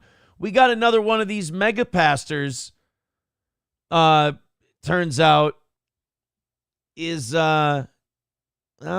he's fucking around, this guy. Well, they call it an inappropriate relationship. I guess the church would never say he's fucking around. Pastor Steve Lawson of Trinity Bible Church in Dallas has been removed from his position after being discovered having an inappropriate relationship with an unnamed woman. Oh, boy. Like, if he's not married, isn't that okay? Like, he's probably married. That's why this is a big deal. But, like, churches, like Christian churches, and maybe this one's in Texas, so this might be a little more hardcore, but I feel like Christians are kind of losing their teeth nowadays anyways. Like they don't actually enforce the rules. So if a guy's getting a little strange on the side, do you really kick him out anymore?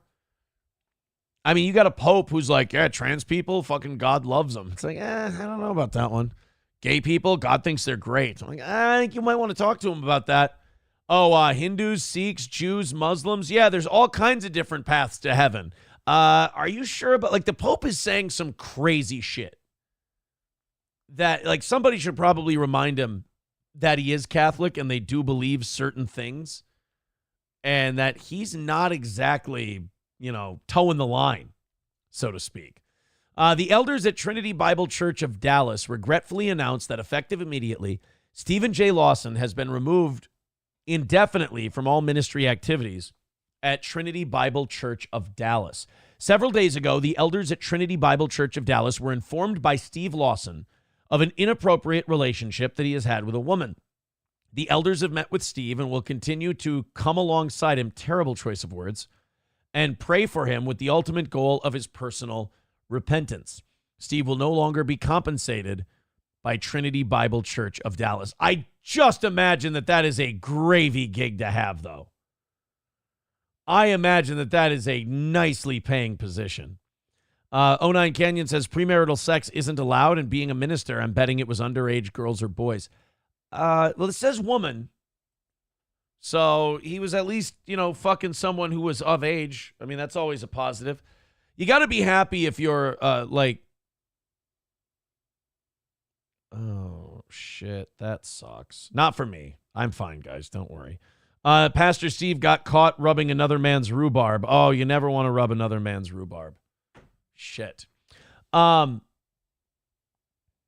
that fucking, I just got some shitty news about somebody. Again, it's not me or anything like that. It's just, that's fucking stinks. That really sucks a fucking dick. In light of this, we may be reminded that we are all, may we be reminded that we are all sinners, and Jesus Christ came into the world to save sinners. And Christ remains head of his church, which is bigger than any fallen man. In fact, Jesus Christ will continue to lead his church, including Trinity Bible Church here in Dallas, just like he has from the start of this work on January 5th, 2018. Okay. Oh, they're a pretty new church then. So they've got their first sex scandal like 6 years in. Hot shit. Since that time, the elders have been focused on the primacy of biblical exposition knit together by various men filling the pulpit each week. The Lord was building Trinity Bible Church of Dallas well before Steve became our lead preacher. Oh, he was the main guy. Ooh, boy. And he will continue to build this church long after Steve Lawson, or any other man for that matter. We would ask for your prayers for the elders, for our body, and for Steve and his family. Let us always be mindful of the words 1 Corinthians 10:12. Therefore, let him who thinks he stands take heed that he does not fall. I know Galatians 5:13. That one's a fucking doozy. It's about orgies and drunkenness. You never want to have that one read in a church while the pastor's basically staring at you and your friends. That's never fun. You ever been the focal point of a church reading before? Not great. So they say Steve and his family. So yeah, this guy was married for sure. Okay. So he was dipping his wick. He got caught. Oh, he had a radio program. He had a podcast. Oh, this guy was a mover and a shaker. Saddened to hear this news about Stephen Lawson, but it stands as a humble reminder that the sinful desires of the flesh are powerful, and we must put to death deeds of our flesh. Whoa! Holy shit. They're putting this shit to death. They don't fuck around. So this is a serious church. This is like a Southern, word is bond, on God, fucking the Lord speaks and you fucking listen kind of a church. This isn't like a, everyone's fine, everyone's okay. This is a like, you fucking cut your dick off if you keep dipping it like that, bro. Okay, so this place doesn't fuck around, and this guy fucked around. Uh-oh. This is what really sucks, is that now that this guy's been caught fucking around in his church, now they're going to dig up sermons of his. And we've got one here. Deranged Lunatic with $1 says, at least the pastor wasn't fucking another man. That's what I'm saying. Like, the bar is so low for pastors and what they do with their dick that as long as it's not like a kid or a dude, you know, it's like a grown woman, you're like, you know what? That's not too bad. You know, like on the grand scheme of things, based on, you know, like what it could have been, that's not the worst. Yeah, 09 Canyon, they're into Old Testament angry God. That's the rockin' and rollin' God right there. All right, let's take a look. This one's called The Battle in the Christian Mind and Sin. Uh-oh. You don't want to be Stephen Lawson and be talking about the Christian mind and sin after you got caught fucking around. All right. How important do you think the battle for your mind is? Almost as important as the battle for that dick. And you wonder, well, where did so-and-so lose it? I'll tell you exactly. I lost it in her pussy along with my wristwatch. It started in the mind. Yep, and then the mind told blood to flow to my penis. And then that penis went into a woman's vagina, and now I can't talk about God in front of you anymore because I've been fucking. Something. He's been cheating on Christ, if you think about it. Entered the mind.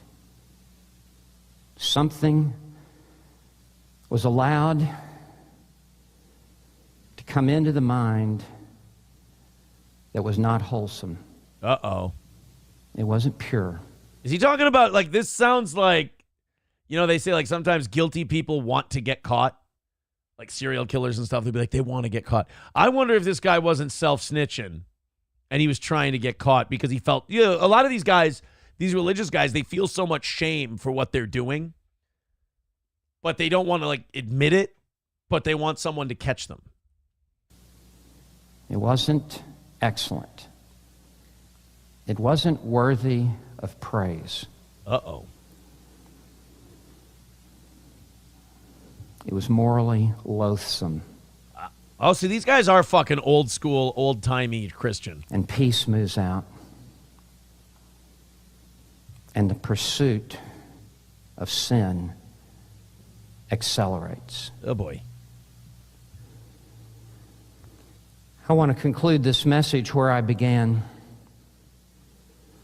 The battle of the Christian... Hey, everybody, we're all getting laid. Oh, God damn it. Christian life is the battle of the Christian mind. You will become like what fills your mind. And for me, that's cunny juice. Godly thoughts will produce godly living. Holy thoughts will lead to holy living. Whereas your pastor here was going after some whole e-living. Am I right, everybody? Come on, up top. What do you got for me?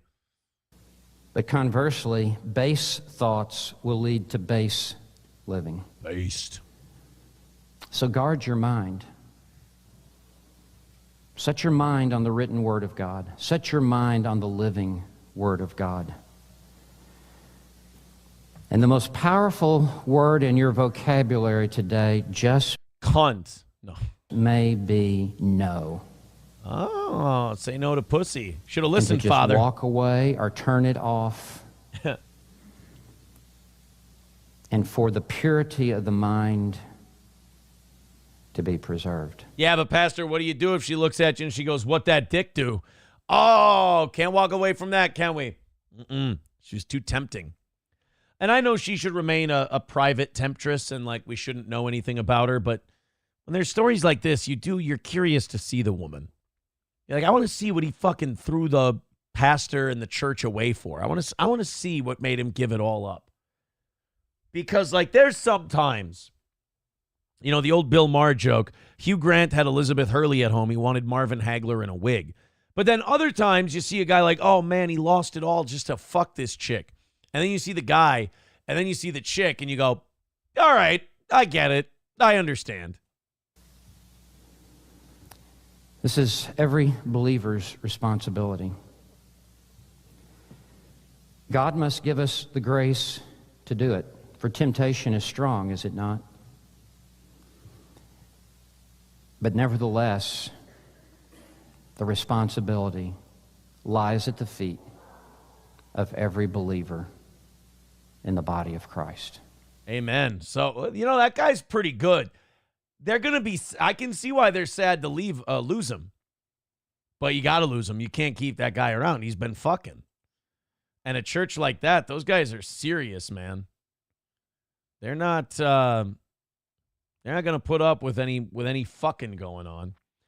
Deranged Lunatic says, while the pastor was putting it to the woman, she was yelling out, oh, God, I'm coming. Oh, well, good for him, because that's kind of a double entendre. Ablo Pacheco says, that sounds a lot like the preacher in the book, The Scarlet Letter. Jesswig says, I'm probably going straight to hell. I like pot and booze and partying a little too much. I can't even party too much. We counted my drinks yesterday. I had 8 in 9 hours, and I ended up puking at the end of at halftime of the 7 o'clock game.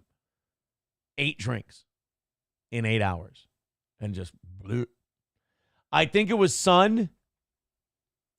Cigar. Oh, fuck me. I forgot about that cigar. Cigar, no eating, and Sun.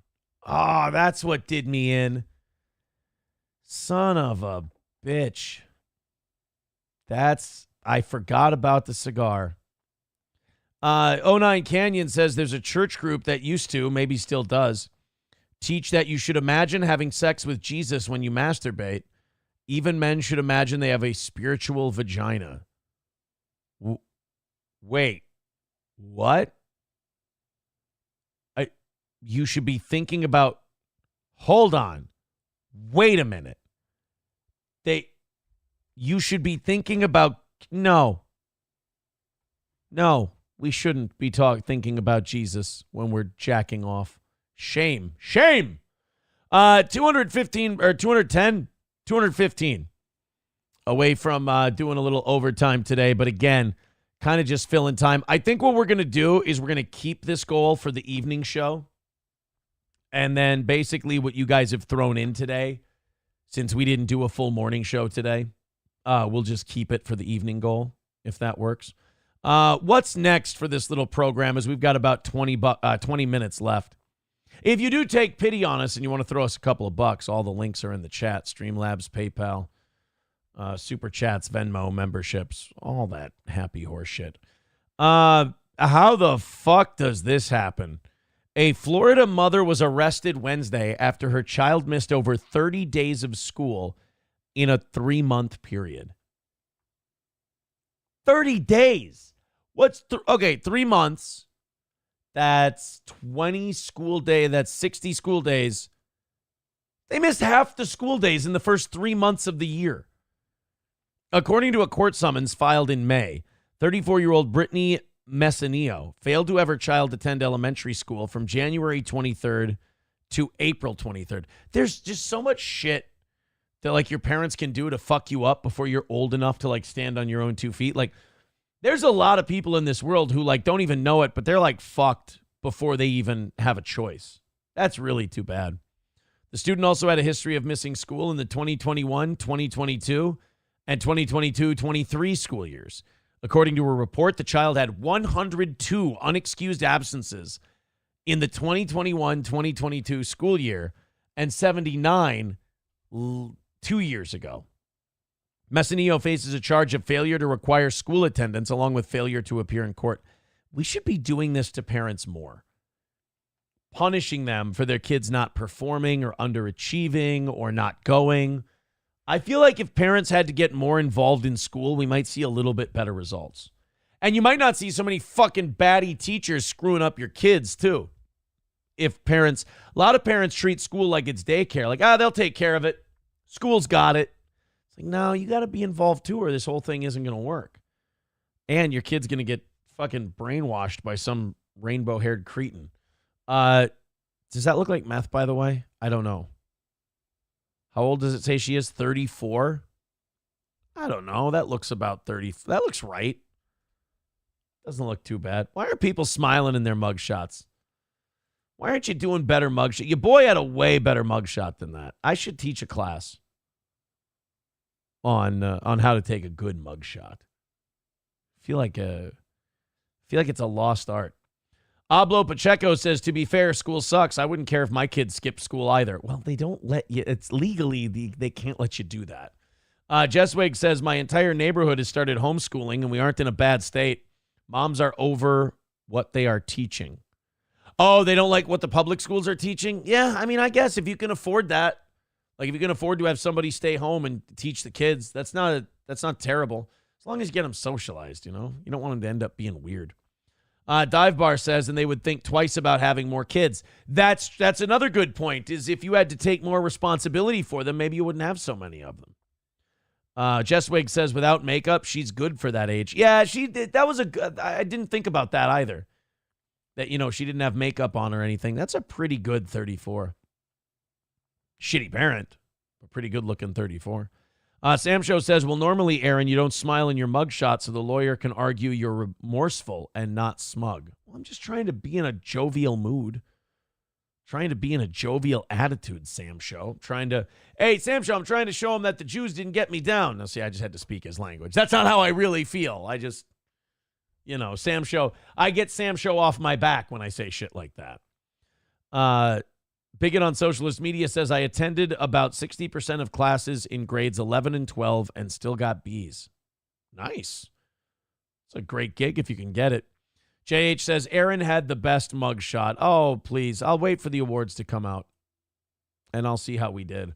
We got about 15 minutes left for doing a show for you fine folks today. And, 500 to 600 of you hanging out during an off-hours show. I really do appreciate that. If you want to give us a little financial run, a little financial bump here at the end of the program, I'd appreciate that. Again, don't totally deserve it because we had to take a nap and then do a show later today, but we would appreciate a little rally.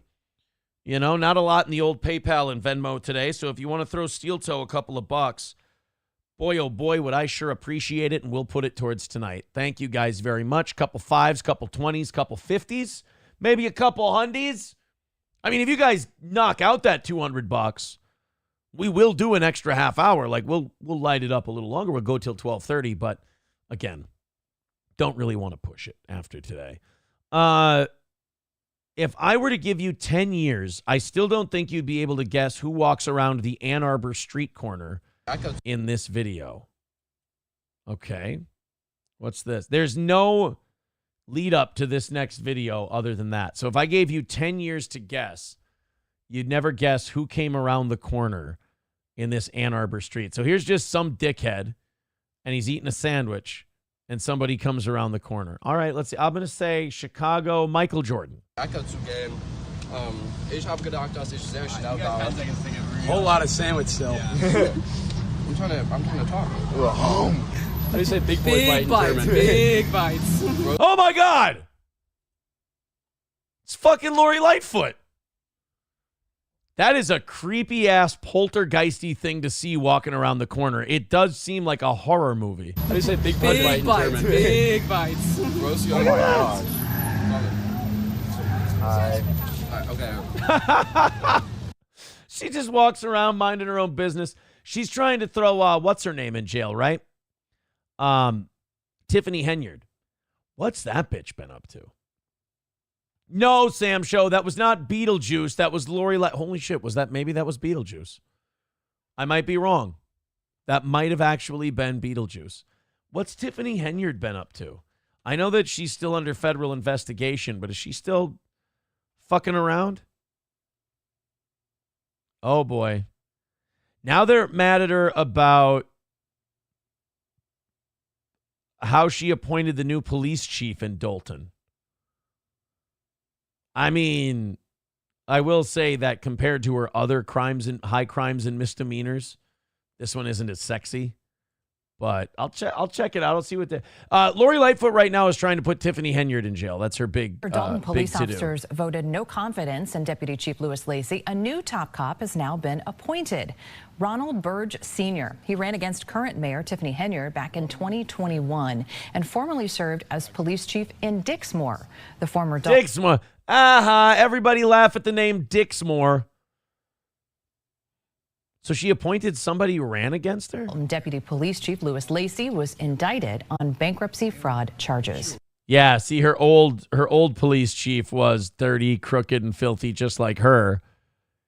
And she was, like, her big thing was she would have police officers come out with her to hand out bottles of water to the community.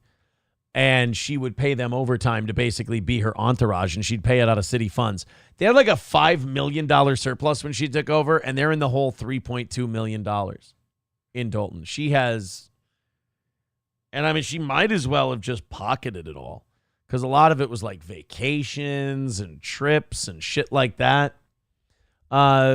Recently appointed Ron Burge Sr., the new police chief of Dalton. But people are saying that this is Tiffany Henyard illegally appoints new Dalton police chief. They're saying that she shouldn't have been allowed to do this. That it was a bullshit move. Henyard appointed the police. Trustees told NBC Chicago they are in contact with an attorney regarding legal action surrounding the appointment. Not only is this community losing money, by the way, because Tiffany Henyard's an asshole, but they're also losing money because they have to hire lawyers and shit to undo all the crazy shit she's done. So that's going to be tens, if not hundreds of thousands of more dollars. I mean, somebody saying, look, it's Carl Winslow. I don't. Tiffany, he's not a real cop. Jesus. Chevy fan says she recently gave away food that was for the homeless shelter at one of her campaign rallies. Oh, God. She is too good. There was one story I saw. Tiffany Henyard illegally charged over $16,000 to the township taxpayers for political campaign event. Oh, man. So she had a campaign event and she charged it to the city. She paid $2,100 for bouncy houses, $600 for a generator, $1,300 for a DJ, who they can't find business registration with the Secretary of State. So it was probably some fucking DJ that she knew from the neighborhood. She paid $8,112 to Walt's Food Center, I'm guessing grocery store. $817 to special event rentals, $2,100 for shitters. Paid $586 to township employees. Boy, that's great. You see how much all these other places are getting the DJ and everyone else. The township employees get $586. Wow, nice one. Golf cart rental, $817. I tell you what, man, she is fucking shameless. She is totally shameless. Not a care in the world with this woman. She just fucking does and spends. And she just keeps spending. And then they go, we're investigating you. We're getting the FBI in here. They're going to find out how much fuckery you've been up to. And she's like, all right, just let me do, let me do a quick 16 grand on my campaign event. She just does it right in their face. $10 for making me feel lost this morning and ruining my normal listening routine. My disappointment is immeasurable and my day is ruined. Thank you very much, Silver Wolf, for the $10. I appreciate it. Red Fox Mad with $4.99 says, awesome show today. Come on, everyone. Let's get the goal paid off for today. I like the show going to noon. Well, thank you. I took a couple hours off, so I came back and did more, just as I promised. We are $200 away. If you guys want to throw in, fucking throw in. If two people want to throw in $100, we hammer it out that way. I'll throw you 30 extra minutes for it. We got about 9 minutes left. Not really pushing the goal today, not trying to really rally for a goal or beg for a goal, just because, like I said, we didn't deliver on a show this morning. So thank you for the money. I appreciate it, but I think we're going to use this all as an evening show goal, I think is what we'll do. So $200 away. Again, if you guys come in late in these last 8 minutes and you PayPal it up and you YouTube and Venmo and Rumble it up, I'll do a half hour if you get inside of 50. But we're not, like I said, we're not going to, stop and rattle the cans and everything like that. Especially since, how about them fucking Vikings? How about those Vikings, man? 3-0. it can't be shocking anymore. We can't call it we can't call it luck, we can't call it upsets, because we are fucking destroying these teams. We're crushing them. I got my boy Purple FTW just making video after video, cranking out content on top of content today. There's not going to be there's not going to be enough Vikings videos for me to be satisfied. Like, I'm just going to want to watch Vikings shit constantly all day. Yeah, see, look at this. We're on to the next, and TJ Watt just wants to keep winning, and their defenses are going to keep ruining guys. The Steelers and the Vikings are 3-0. The Steelers. I like it. Wear your Minnesota shit, lady. Fantastic. Look at her representing on Good Morning Football. Is that Jamie Ertl? She looks different. And the Vikings are 3-0. Just have to say it one more time, Peter, so I make sure I fully understand what's happening in mid-September. I'm going to cover up my jacket here. Peter, which one has your cover up those beautiful tits, Jamie? Stop it. attention at 3-0? I think the Vikings have been the story of the NFL through 3 weeks. Jamie, you're wearing that Vikings jacket, and I'm telling you, it feels like vintage Vikings because it's the offense and it's the defense, and they're just so well coached. Goddamn right. Kevin O'Connell's gotten out of Sam Darnold. You could look at this thing on paper and say, well, J.J. McCarthy went down with the injury. They had issues, obviously. Dude, I need to go back and watch the highlights because, like I said, we did Mimosa Bar yesterday, and I need to be reminded of, especially the second half, I need to be reminded. Summer with, is Jefferson going to be on the team or not? He is. He gets paid also. They have not missed a beat with Darnold. Get it? 1 year deal. Darnold has there been you go, as Sammy. good as any quarterback in the NFL this season. He looks efficient. And yet, it's not just the offense. Johnny This Munt. defense has been unbelievable. Brian Flores' unit gave up 7 points to a Houston Texans team that everyone was raving about going into this. They had 3 games, our defense has given up 3 touchdowns. And wasn't one of them a short field? I feel like one of those was a short field. I could be wrong. Sam Show says this segment is much better when you're not choking back Hork Gork. Thank you. Bone Cold says this was supposed to be a rebuilding year for the Vikings too. I know. This was supposed to be us retooling. We got a bunch of veterans. We signed them to 1-year prove-it deals just to kind of keep us competitive. It was going to be... Didn't Kwesi call it a competitive rebuild? That's what we were going into, and we're having our best year in 8 seasons.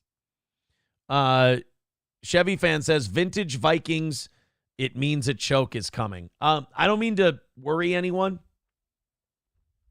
I don't want to alarm anyone, but Sam Darnold did tweak his knee yesterday. He says it's fine. He did come out for a play because of the knee injury. But I don't want to jinx it, but J.J. McCarthy looked great in the preseason, and then all of a sudden the next day his knee flares up and he's going to miss a whole season. I think we're fine. I think we're going to be okay here. But, God, I didn't think I would say this as a Vikings fan. When we signed him, I didn't think these words would come out of my mouth. Please, God, don't let us lose Sam Darnold. I would really appreciate it if you could keep that guy healthy for an entire season. I mean, you look at our remaining schedule. We're 3-0. Oh, thank you, John, for the $25. That's very sweet of you. I want to get that thank you in before we have to go. 175 away from hammering out this morning. Hey, man, if you guys want to go nuts in the next 4 minutes and you want to knock out 175, we get inside of 50, I'll do an extra half hour for you. Holy shit, thank you. I did not expect to be knocking out half the goal today after we didn't technically do a show this morning. Thank you so much. If you guys want to get fucking crazy in the next 3 minutes and go on a run, go on a fucking run, man. I appreciate it. Now's the time. All the links are in the chat. You look at this schedule, though. We beat Green Bay next week, and we have a really soft schedule coming up. Vikings schedule. You got the Packers next, then the Jets, the Lions at home, and now all of a sudden the Lions at home are a winnable game. Rams on the road. Rams are iffy. The Colts are fucking dog shit. The Jaguars suck. The Titans are god-awful. The Bears are horseshit. I thought we were going to split with the Bears this year. We're going to kick their ass. I think we learned yesterday that Arizona's not quite there yet. The Falcons are shoddy. The Bears suck ass. The Seahawks are good. That's all of a sudden a tough one. Packers come to Minnesota. We'll fuck them up too. Then that last game of the year against the Lions, that game in Detroit, I don't think we're going to get that one. But I'm giving us the win in Lambeau next week because even if Jordan Love plays, he's not going to be 100%. We're going to beat the Jets in England. We're going to beat the Lions at home. We're going to beat the Rams in LA. We're going to beat the Colts. We're going to beat the Jags. We're going to beat the Titans. We're going to beat the Bears. We're going to beat the Cards. We're going to beat the Falcons. We'll beat the Bears again. We'll lose to the Seahawks, and we'll lose to the Lions. Vikings are going 15-2. Number 1 seed. We're doing it. We're doing it. Ablo Pacheco says, my Pussycats, Panthers finally won a game yesterday. I swear the Panthers are starting to become the Cleveland Browns of the South. I wish I could tell you you're wrong. But you guys put Andy Dalton in there, and all of a sudden you're kicking the shit out of teams. Good job. No, it's good for the Panthers. You got to be glad that you have someone in there playing quarterback who's competent. You also have to be sad that it's old man Dalton and that there's not really a future in that. It makes you worry about your boy, your draft pick, not C.J. Stroud, the other. Now, I just call him the other guy. Bryce Young. That was supposed to be your dude, and it's not working out. But look at Sam Darnold. Sometimes all you need is the right coach, and you can get it all figured out. All right, guys, I'm out of here. Thank you very much for the money you did give us today. $175. You sliced the goal right in half to a piece of shit like me who, got hungover and couldn't do a show. Did half a show this morning and then half a show later in the morning. I appreciate it, guys. Thank you. And we'll take a $175 goal into tonight. So thanks again. Awesome morning. Approachable says, it's almost like you've never watched the Vikings before. Have you not noticed a pattern for the last 10 years? We do great preseason and early regular season, then fall to absolute dog shit. We're going to be fine. We're going to 15-2. I already told you. Sam Show says you didn't just get hungover. You were hungover on girly drinks. You know what? You're right. Bone Cold says, good show for a hungover stream. I appreciate that, guys. I'm going to get out of here. You want to throw us a couple bucks? Links are in the chat. Thank you very much for your time and energy. We'll see you again tonight.